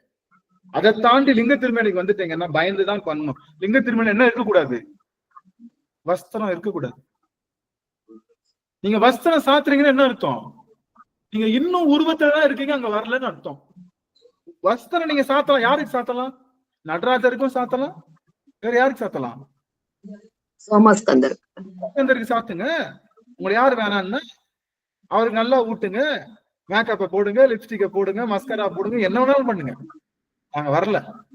ஆனா எங்க அப்பா முருகன்ட்டையும் எங்க அப்பா நடராஜர்ட்டையும் அவன் நிக்கிற தத்துவமே வேற. ஒண்ணு சொல்லிட்டு நிக்கிறான், புரியுதுங்களா? அப்ப அங்க நீங்க உங்களுக்கு பிடிச்சிருக்குன்றதுக்காக தாய்க்கு வந்து கேஆர் விஜயா மேக்கப் போடக்கூடாது. தாயை தாயா பாருங்கன்னு சொல்றோம். வேணும்னா வேற யாருக்காவது போட்டு மேக்கப் போட்டு பாத்துக்கன்னு சொல்றோம். புரியுதுங்களா சாமி? வளரணும்னு சொல்றதுதான். சிவபெருமான குழந்தையா பாவிக்கணும்ன்றது உங்களுடைய ஆசையா இருந்தா பாவிக்கலாம், தவறு இல்ல. ஆனா அந்த பாவனை அப்படியே நின்றக்கூடாது. குழந்தையில இருந்து எங்க போயிடணும், அறுபதுக்கு போயிடணும். அங்க போறதுக்காக தான் வழி. அதுக்காகத்தான் அடுத்த வடிவத்தை வச்சிருக்கோம் நாங்க. அப்ப அந்த வடிவத்துக்கான சிறப்பு இப்போ பொட்டு கூட வைக்க கூடாதுன்றீங்களா? பொட்டு வச்சா அது ஒரு அழகு தாங்க பாக்குறதுக்கு. அதனால பொட்டு வச்சா அது யாருக்கு பொட்டு கூடாதுன்னா, யாருக்கு பொட்டு கூடாதுன்னா, பொட்டு கூட வைக்க தேவையில்லைன்னு சொன்னீங்க. அப்படி சொல்லியே யாருக்கு வைக்க கூடாதுன்னு சொன்ன பொட்டு யாருக்கு சமைக்க கூடாது? லிங்க திருமேனிக்கு வேண்டான்னு சொன்னீங்க. திருமேனிக்கு தான் சொன்னோம். நீங்க அன்னைக்கு வைக்கலாம், பராசக்தி சிவபெருமானுக்கே வைக்கலாம், நிச்சயம் இல்ல, திலகம் இடலாம், எல்லாம் பண்ணலாம். அதெல்லாம் லிங்க திருமேனியை அப்படி ராவா அனுபவிக்கணும். புரியுதுங்களா? லிங்க திருமேனிக்கு மேல ஒரே ஒரு ஒத்த பூ வைக்கலாம், அதுவும் வைக்கலாம். வச்சுக்கோங்க, பயப்படாதீங்க. நீங்க எப்படி வேணாலும் வச்சு வழிபாடு செய்யுங்க. ஆனா அது எதுக்காக வந்த தத்துவம் நினைச்சீங்கன்னா உங்களுக்கு வைக்க மனசு வராது. தத்துவமே வேறடா, தத்துவமே வேற. இதுல போய் நமக்கு பிடிச்ச பொட்டை வைக்கிறனால அவன் அமங்கலமாவும் மங்களமாவும் மாற போறானா? சரியா? நீங்க வைக்கிற பொட்டுலதான் மங்களமா மாற போறானா? நீங்க பொட்டு வைக்காம போயிட்டா அமங்கலமா இருக்க போறான். இல்ல, அவன் காட்டுறான், நீ எதுவுமே இல்லாம என்ன பாரு, கண்ணு மூக்கு காது எதுவுமே இல்லாம என்னை உன்னால பாவிக்க முடியுதா? தாய் தந்தை உறவு அப்படின்றதுக்குள்ள இல்லாம வேற ஏதோ ஒரு அன்பு, சொல்லவே முடியாத அன்பு உன்னால பாவிக்க முடியுதான்னு நம்மள பாவனை செஞ்சுட்டு அதையும் எடுத்துட்டு அங்க பாரு அருவம் ஒண்ணுமே இல்லாம இருக்கு, இப்ப இத பார்த்து உன்னால பாவனை செய்ய முடியுதான்னு பாவனை செய்ய வச்சு திரும்பி பார்த்தா உலகமே அருவமா இருக்கு. உலகத்துல அத்தனை உயிரை சோழமா பார்க்கக்கூடிய அந்த ஆற்றல், அந்த ஆற்றலை தருவதுதான் இந்த முக்கியமான விஷயம் சாமி. அதனால நீங்க விரத கும்பிடுங்க, ஆனா இதுதான் உண்மை, இப்படித்தான் செய்யணும். அது ஏன்னா நம்ம பாருங்களேன், நம்மளை பயமுறுத்த வச்சுட்டாங்களா பாத்தீங்களா? ஏன் சாமி ஒரு பூ கூட வைக்க கூடாதா சாமி, பொட்டு கூட வைக்க கூடாதா சாமி அப்படின்றப்போ நம்ம மனம் எப்படி ஊறி போயிருச்சுன்னு பாருங்க. ஆனா அவங்க என்ன அப்படி இல்ல, வைக்க கூடாது. நெத்தி பட்டை வச்சாலே தப்புதான். அங்க வஸ்திரம் கண்டிப்பா போடக்கூடாது, கீழே வேஷ்டி கண்டிப்பா கட்டக்கூடாது. ஏன்னா வேஷ்டி கட்டிட்டு அது இடுப்புன்னு ஆயிடுது. அருவுருவம்னா என்னன்னா பகுக்க முடியாத பொருள் தான் அருவுருவம். பகுக்க கூடாது, அதை கண்ணு காது மூக்குன்னு பிரிக்க கூடாது. இந்த மாதிரி சரிங்களா சாமி? முயற்சி செய். அந்த தியானத்துலதான் சிவபெருமான் உண்மையா வர்றான். புரியுதுங்களா இல்லையா? புரியுதுங்க.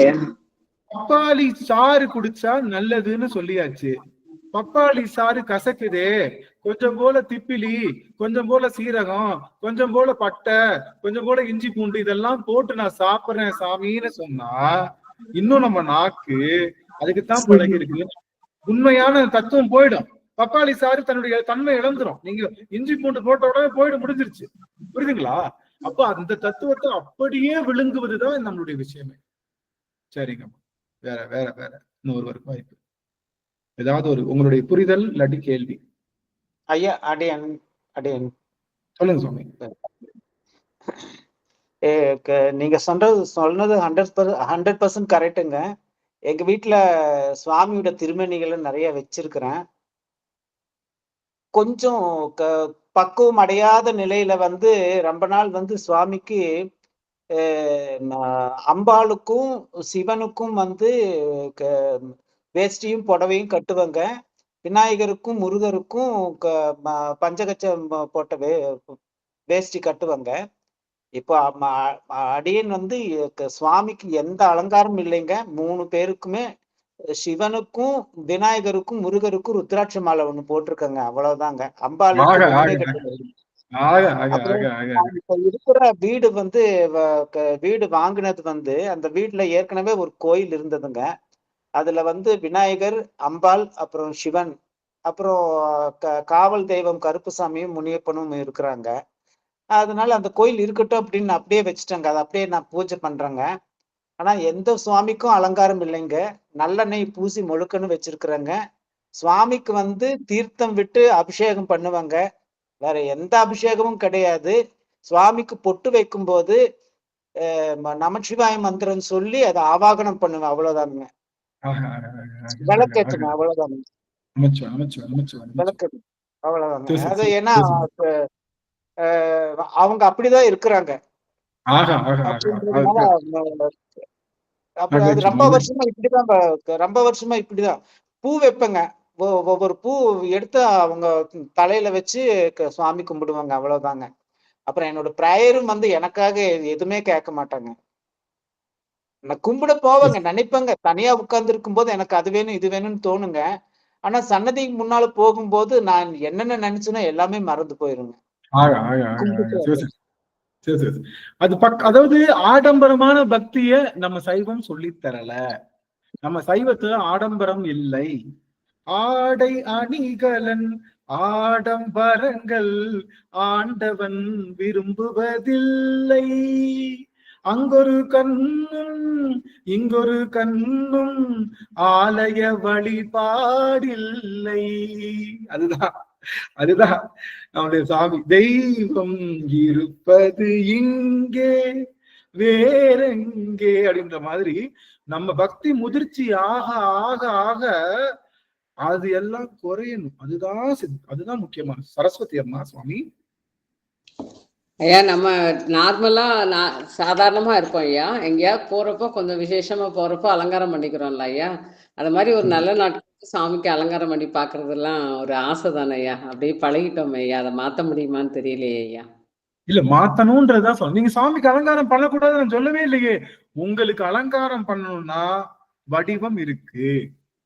உங்களுக்கு நீங்க எதெல்லாம் வச்சு செய்யணுமா? சோமாஸ்கந்த வடிவம் இருக்கான். அவன் சோமாஸ்கந்த வடிவத்துக்கு நீங்க என்ன அலங்காரமும் செஞ்சுக்கலாம், என்ன சாப்பாடும் போட்டுக்கலாம், என்னமும் பண்ணிக்கலாம். அப்பாவா பார்க்கலாம், பிள்ளைய பாத்துக்கலாம், குழந்தையா பாத்துக்கலாம். 3 பேரையும் வச்சுட்டாங்க. உங்களுக்கு பிள்ளையா குழந்தையா பார்க்கணும், முருகன் இருக்கான், அம்மாவை பார்க்கணும். அலங்காரம் பண்ணக்கூடாதுன்னு சொல்லவே இல்லையே. அங்க அலங்காரம் பண்ணியே ஆகணும். சுந்தரருக்கு பட்டு வேட்டி இல்லாம அலங்காரம் பண்ணக்கூடாது. ஞான சம்பந்தருக்கு பட்டு வேட்டி இல்லாம அலங்காரம் பண்ணக்கூடாது.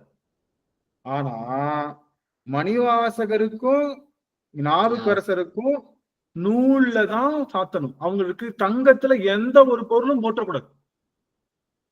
ஞான சம்பந்தருக்கு கன்ஃபார்மா ஒரு தங்கம் போடணும். நாவுக்கரசருக்கு தலையில கிரீடம் வச்ச மன்னிக்கணும். இவரு நம்பியாருக்கு தலையில கிரீடம் வச்சே ஆகணும். பட்டு பீதாம்பரத்துல மணக்கோலம் தான் கொடுக்கணும்.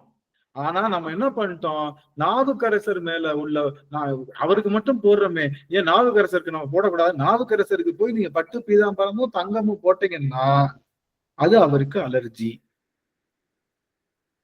நான் எனக்கு பிடிக்காத சாப்பாடு நீங்க உங்களுக்கு இருக்கு, உங்க மேல உள்ள பாசத்தினால அம்மாவுக்கு பிடிக்காத உணவு வாயில வச்சு நான் திணிச்சா நீங்க என்ன பண்ணுவீங்கன்னா வாங்கிக்கிட்டு வெளியில போய் என்ன பண்ணுவீங்க, கொஞ்ச தூரம் போய் வாயில விட்டு குத்தி வாந்தி எடுத்துருவீங்க. அது போல நீங்க செய்யற அலங்காரம் எல்லாம் போகும். அவ்வளவுதான். உங்களுக்காக ஏத்துப்பாரு சாமி, ஆனா அவருக்கு பிடிக்காது.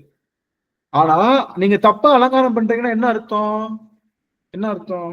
மகரிஷி ஸ்கூலுக்கு உள்ள யூனிஃபார்ம்ல மகரிஷி ஸ்கூலுக்கு போகணும். ஹோலி ஃபேமிலியில உள்ள யூனிஃபார்ம்ல ஹோலி ஃபேமிலிக்கு போகணும், மாத்தி போட்டு போக கூடாது. போனா ஸ்கூலுக்குள்ள விட மாட்டாங்க. அது மாதிரி தத்துவத்தை சரியா புரிஞ்சுக்கிட்டோம்னா நம்ம கிட்ட அலங்காரமே கரெக்டா வருமே. அலங்காரம் யாருக்கு பண்ணலாம்? ஞான சம்பந்தம் குமால்ட்டியா பண்ணுங்க. உங்களுக்கு ஆசை இருக்கா பண்ணுங்க. நம்பியாருக்கு இன்னும் அடிச்சு செய்யுங்க. ஆனா எங்க அப்பா மணிவாசகரை டச் பண்ணாதீங்க. மணிவாசகருக்கு கழுத்துல ஒரு ஒரு ஒரு ருத்ராட்சம், அவருக்கு வேஷ்டி கூட கட்டக்கூடாது, கவந்தி தான் கட்டணும். கவந்தினா கோவலன் தான், அதான் பிடிக்கும் அவருக்கு. அவருக்கு கழுத்துல ருத்ராட்சம் போட்டு நெத்தியில திருநீர் போட்டு முன்னாடி போயிட்டாப்பா, இன்னைக்கு சிவபெருமான் நினைச்சு 2 சொட்டு கண்ணீர் விட்டேன்பான்னு சொன்னீங்கன்னா அதுதான் அவருக்கு நைவேத்தியம், அதுதான் அவருக்கு சந்தோஷம். நீங்க நைவேத்தியம் வைக்கிறனால அவருக்கு தலையில ஒரு இடத்துல எல்லாம் பாக்குறேன் 6 அடி ஒசரத்துல மணிவாசகருக்கு தங்க அங்கி போட்டு நல்லா இது பண்ணி நம்ம முருகருக்கு ராஜ அலங்காரம் பண்ற மாதிரி பண்ணி வச்சிருக்காங்க. எவ்வளவு பெரிய அபத்தம் சாமி, அபத்தம் தானே அது. அவருக்கு பிடிக்காதது. அவர் வந்துட்டார், ஓடும் கவந்தியும் உறவென்றே உள்கசிந்து தேடும் பொருள் சிவன் கடலே என நினைந்து அப்படின்னு வந்துட்டாரு. வந்ததுக்கு அப்புறம் அவருக்கு ஏன் பண்ணணும்? அப்படி நீங்க தப்பா பண்றீங்கன்னா என்ன அர்த்தம்? தப்பா பண்றீங்கன்னா என்ன அர்த்தம்? நீங்க சரியா புரிஞ்சுக்கலன்னு அர்த்தம். அப்போ அலங்காரம் பண்றது நம்மளுடைய இல்ல, நம்மள மாதிரி அவன் கிடையாது, அவனை மாதிரி நம்ம மாறணும்னு நினைக்கணும். சிவபெருமான் மாதிரி நம்ம மாறுறதுக்கு பேரு தான் வழிபாடே தவிர நம்மள மாதிரி சிவபெருமானை இறக்குறதுக்கு பேர் வழிபாடு. அவன் உயரத்துக்கு நம்ம ஒசரமா போறதுக்கு பேரு தான் வழிபாடு, சிவ வழிபாடு. நம்ம ஸ்கூல்ல படிச்சு டீச்சர் மாதிரி நம்ம மேல வரணுமா, இல்ல நம்மள மாதிரி நம்ம டீச்சர் வரணுமா? நம்ம ஸ்கூலுக்கு போறோம், நான் கேட்கிற கேள்விக்கு பதில் சொல்லுங்க. ஸ்கூலுக்கு போய் படிச்சு டீச்சர் மாதிரி நம்ம உயரணுமா, இல்ல நம்மள மாதிரி நம்ம டீச்சர் வந்து குறையணுமா? அப்படின்னா உயரணும் அப்படின்னு. அப்போ சிவ வழிபாடு என்பது எதுன்னா அவனை மாதிரி நம்ம மாறணும். அவனுக்கு என்ன பிடிக்கும்னு நினைச்சு நம்ம மாறணும் ஒவ்வொரு நாளும். சிவபெருமானுக்கு என்ன பிடிக்கும்? ஐயா அவனுக்கு கோபம் பிடிக்காது, நாளையில இருந்து நான் கோபத்தை விட்டுறேன். சிவபெருமானுக்கு என்ன பிடிக்காது? அவனுக்கு மத்தவங்கிட்ட பொறாமப்பட பிடிக்காது, அதை விட்டுறேன். இப்படி இதெல்லாம் விட்டு அவன் அளவுக்கு நம்ம உயரணுமே தவிர நமக்கு என்ன பிடிக்கும்? சக்கரை பொங்கல் தூக்கி சிவபெருமானுக்கு வை, சக்கரை பொங்கல். நமக்கு என்ன பிடிக்கும்? நமக்கு இடியாப்பம் பிடிக்கும், தூக்கி சிவபெருமானுக்கு இடியாப்பம் வை. நமக்கு என்ன பிடிக்கும்? மஞ்சள் கலர் பாடல பச்சை கலர் சட்டை பிடிக்கும், அதை தூக்கி போட அவனுக்கு. இப்படி பண்றதுனால உயர்வு ஏற்பட போறதில்லை. அவனுக்கு என்ன பிடிக்கும்னு பார்த்து நம்ம மாறணுமே தவிர நமக்கு என்ன பிடிக்கும்ன்றது அவனுக்கு கொடுக்கறதுல பக்தி இல்லை. அது தொடக்க நிலை பக்தியா இருக்கலாம். ஆனா முதிர்வா வரக்கூடிய பக்தி என்பது எப்படி இருக்கும்னா அவனுக்காக நாம மாறணும், நமக்காக அவனை மாற்றக்கூடாது. அவன் மாறவும் மாட்டான். நீங்க சக்கரை பொங்கல் போட்டனால சக்கரை பொங்கல் பிடிச்சது கிடையாது. அவனுக்கு பிடிச்சது உண்மையான மனது, அன்புடைய மனதுதான் நைவேத்தியம். இல்ல ஆமாவா இல்லையா? இது உண்மையா? அடையும் பேசல தவறு இருக்கா சாமி? தவறு இருக்கா? அப்போ சொல்றது கொஞ்சம் வலிக்கலாம். என்னையா இவ்வளவு நாள் வச்சிருக்கிற அந்த நல்ல விஷயத்த படுபாவி இப்படி தான் நெத்தியில கொட்டு கூட வைக்க கூடாதுன்றா படுபாவி. இனிமே லிங்க திருமணியை பார்த்து நான் என்னடா பண்ண போறேன்? அம்மா அள்ளியம்மா ஐயா எங்களுக்கு வலிக்கலைங்கய்யா, புரிய வச்சிருக்கீங்க, புரிஞ்சுக்கிட்டாங்க ஐயா. இனி நீங்க சொன்னபடி வழிபாடு. நான் சொல்லல சாமி, அடியன் சொல்லல, திருமுறை சொன்னதான் சொல்லிட்டு இருக்கேன். அடியன் திருமுறை சொன்னதான் சொல்லிட்டு இருக்கேன். நாங்க கேக்குறோம், திருமுறையே நீங்க படிச்சு சொல்றீங்க ஐயா. நமச்சோம். அதனால புரிஞ்சுக்கோங்க அம்மா, எல்லாரும் புரிஞ்சுக்கோங்க. இனிமே நம்ம வழிபாடு எப்படி இருக்கணும்னா அவனுக்கு பிடிச்சத நாம செய்ய, நமக்கு பிடிச்சது அவனுக்கு செய்வது இல்லை. புரியுதுங்களா? அடியேன் சொன்ன சிவபெருமானுக்கு உகந்த மலர் வழிபாடு என்பது அருகம்புல்லுன்னு சொல்லியிருந்தோம்.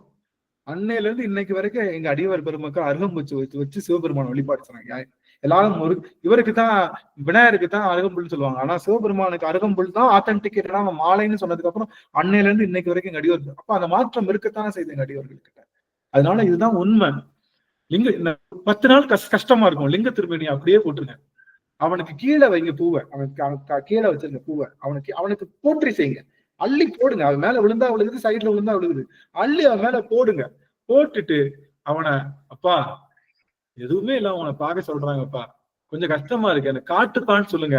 அவன் ஒரு விஸ்வதூப தரிசனம் அந்த திருமேனியில காட்டுவான் பாருங்க, அந்த ஆனந்த அனுபவம் சொல்லி மாறாது. அதுக்கப்புறம் கொஞ்சம் கொஞ்சமா என்னப்பா இதுவும் இல்லாம அருவத்தை பார்க்க சொல்றாங்களேப்பா, நான் எப்படிப்பா பாக்க கேக்குறப்ப திடீர்னு அருவத்துல தன்னை காமிப்பான் பாருங்க. அருவத்துல உருவமா காட்ட மாட்டான், இப்ப கண்ணு கிடையாது, மூக்கு கிடையாது. நீங்க வேற மாதிரி காணனா திருக்கோலம் வந்து காட்டினான் கணுக்குன்றேன் பாரு மாதிரி நீங்க காணவே முடியாத திருக்கோலத்தை அப்பதான் காட்டுவோம். அந்த அருவுருவத்தை வழிபாடு செய்வதற்காகத்தான் ரகசியமா வச்சு காட்டுறாங்க தில்லையில. அருவமா பாருங்க, அருவமா பாருங்கன்னு சொல்லி. கடைசி வரைக்கும் அருவத்தை பார்க்காம என்னத்தை தான் பார்த்துட்டு வரோம்?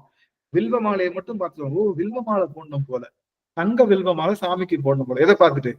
அருவத்தை பார்த்துட்டு அருவ தரிசனம் காட்டுறப்போ, ஓ, தங்க வில்வ மாலை சாமிக்கு போடணும், சாமிக்கு தங்க வில்வ மாலை போட்டா தத்துவ அழிப்பு. அது தத்துவ அழிப்பு. நான் சொல்றது கஷ்டமா தான் இருக்கும் சாமி. நான் சொல்றேன், என்னடா இது எல்லாரும் சொன்னதை தப்பு தப்பா சொல்றீங்க, எனக்கு ஒரு மாதிரி கஷ்டமா இருக்கு, இனிமே நான் எப்படி வழிபாடு செய்யுங்க. அன்னைக்கு சிவகாமிக்கு அலங்காரம் பண்ணி அடி தூள் பண்ணுங்க. யாரு வேணாம் கேட்டா? யாரு வேணான்னு சொன்னா? எங்க அப்பனை சும்மா விட்டுருங்க. உங்களுக்கு அலங்காரம் பண்ணி ஆசைப்படணுமா போடுங்க. எங்க அப்பா அதை தான் விரும்புறான். அவன் சிம்பிளா வர்றதுதான் விரும்புறாங்க. அவன் ஒண்ணுமே இல்லை.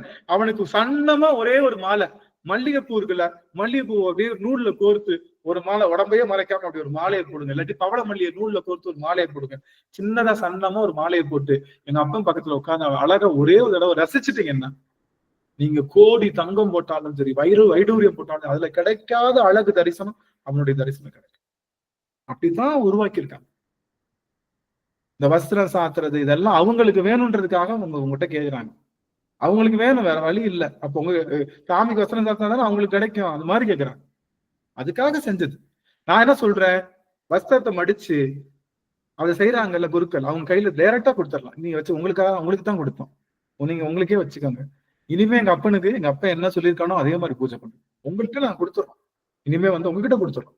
எங்க அப்பனுக்கு என்ன கிடையாது? லிங்க திருமையில் என்ன கிடையாது? அங்க வஸ்திரம் கிடையாது, அங்க வேஷ்டி கிடையாது, எதுவுமே இல்லாம அப்படி ஆனந்த ஆயாசமா அவனை வழிபாடு செய்யுங்க, உண்மைய அனுபவிங்க அப்படிங்கிறத சொல்லி அடியன் இந்த அளவுல அவங்க அத்தனை பேருடைய திருவடியும் வணங்கி மகிழ்கின்றேன்.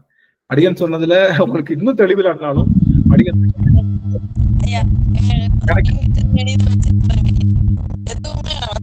எதுவும் கிடையாதுங்க. மேல ஆனா ஒரு பூ மட்டும் வைப்பங்க ஐயா, தினமும் அது மட்டும் வச்சுக்கலாம். வேற எதுவுமே மாலையா கூட போடுறது இல்லைங்க. ஒரே ஒரு ஒத்த பூ மட்டும் வைக்குவாங்க. மாலையும் போட்டுக்கலாம், மாலையும் போடலாம், மாலை போடலாம். மாலை வந்து மாலை திருமணிக்கு போடலாம். அது எங்க போடணும் இருக்குதுங்க இல்லையா? கைலாய படம், அண்ணாமலையார் படம், அதுக்குள்ள மலர் எல்லாம் கட்டி போடலாம் இல்லைங்க ஐயா?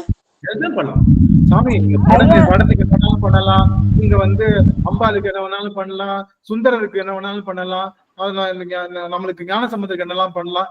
நீங்க ரெஸ்ட்ரிக்ஷன் பாக்குற இடம் நாவுக்கரசர்,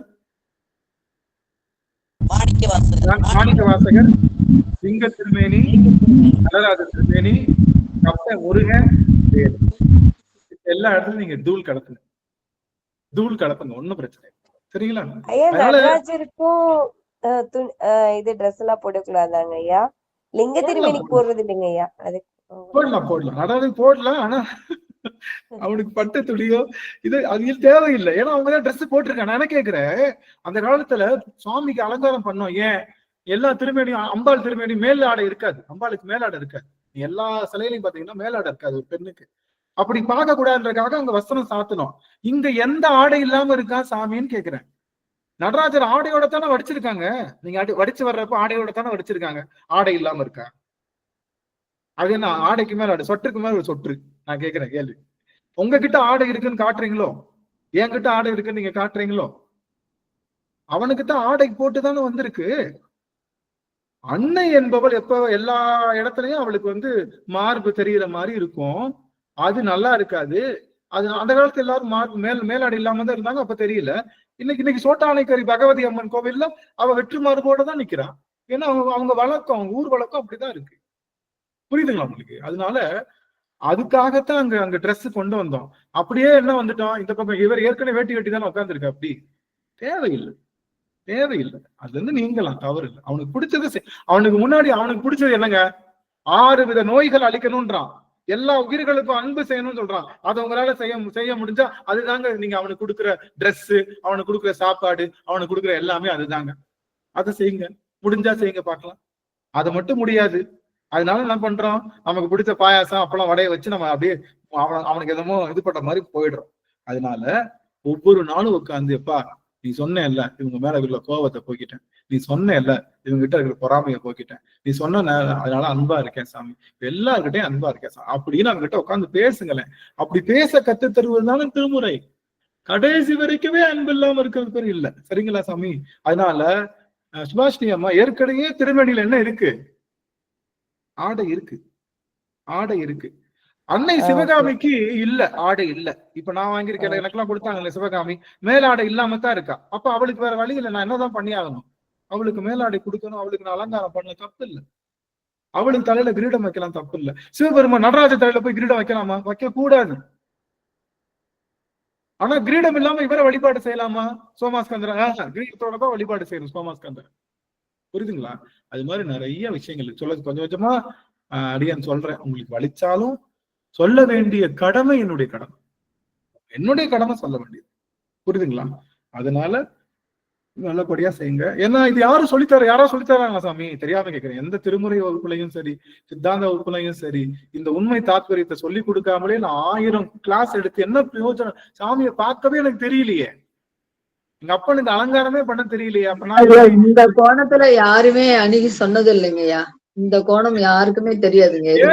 ஏன் சொல்றது இல்லைன்னா, நம்ம கோவில்ல போய் வஸ்திரம் சாத்தக்கூடாதுன்னு சொன்னா அவங்களுக்கு வஸ்திரம் கிடைக்காது, சாமிக்கு நகை சாத்தக்கூடாதுன்னு சொன்னா அவங்களுக்கு. அதனால இப்ப எனக்கு என்ன இது, எனக்கு வஸ்திரம் சாத்தாங்க, எனக்கு வஸ்திரத்து மேலேயோ நகை மேலேயோ பொருள் மேலேயோ எந்த விஷயமும் இல்லை. குருநாதர் எனக்கு கற்றுக் கொடுத்தது உண்மை சைவத்தை உண்மையா சொல்லி கொடுன்னு சொன்னாரு. அதை சொல்லி கொடுத்துட்டு இருக்கோம், அவ்வளவுதான். அதனால உங்க பார்வையை மாத்துங்க. உங்க வழிபாடு இப்படி மாறிடுச்சுனாலே உங்க மனசு ஆட்டோமேட்டிக்கா எங்க சாமி போகும்? தெரியாம கேட்கிறேன், எங்க போகும்? ஆடையில போகாது, ஆடம்பரத்துல போகாது, அணிகலன்ல போகாது, பட்டு பீதாம்பரத்துல போகாது, டேஸ்டா சமைக்கிறதுல போகாது. அவனுடைய அனுபவம் எனக்குள்ள மாற்றத்துக்குள்ளேயே போகும். ஆன்ம மாற்றமே நடந்துட்டு இருக்கும். இப்படியே போச்சு. 4 வருஷம் வழிபாடு செய்யுங்க, 5வது வருஷம் டஸ்ன்னு அங்க திருமேனி தோன்றுதா இல்லையான்னு மட்டும் பாருங்க. அங்க திருமேனி அந்த ஒளி உங்க கண்ணு தெரியுதா தெரியலையா நீங்க பாருங்க சாமி. யாரு சொன்னா? நாளைக்கு காலையிலேயே கூட தெரியலாம், நாளைக்கு காலையிலேயே கூட தெரியலாம். அவன் தன்னுடைய திருவுருவத்தை அவங்ககிட்ட உண்மையா காட்டலாம். அதனால அவனை அப்படியே வழிபாடு செய்யுங்கன்னு சொல்லி அடியனே ஆரிய தடந்தோல் பாடி நிறைவு செய்யறேன். திருச்சிட்டோம். ஆரிலே தடந்தோள் வாழ்க, அருமுகம் வாழ்க, வெற்பை கூறுசை தனிவேல் வாழ்க, குக்குடம் வாழ்க, செவ்வேல் ஏரிய மங்கை வாழ்க, யானை தன்னனங்கு வாழ்க, மாறிலா வள்ளி வாழ்க, வாழ்க சீரடியார் எல்லாம் மாறிலா வள்ளி வாழ்க, வாழ்க சீரடியார் எல்லாம். வெற்றிவேல் முருகனுக்கு அரோகரா, ஞானவேல் முருகனுக்கு அரோகரா. திருச்சிற்றம்பலம். அடியாருக்கு உத்தரவு வாங்கிக்கலாம் சாமி. சிவாய நம சிவாய.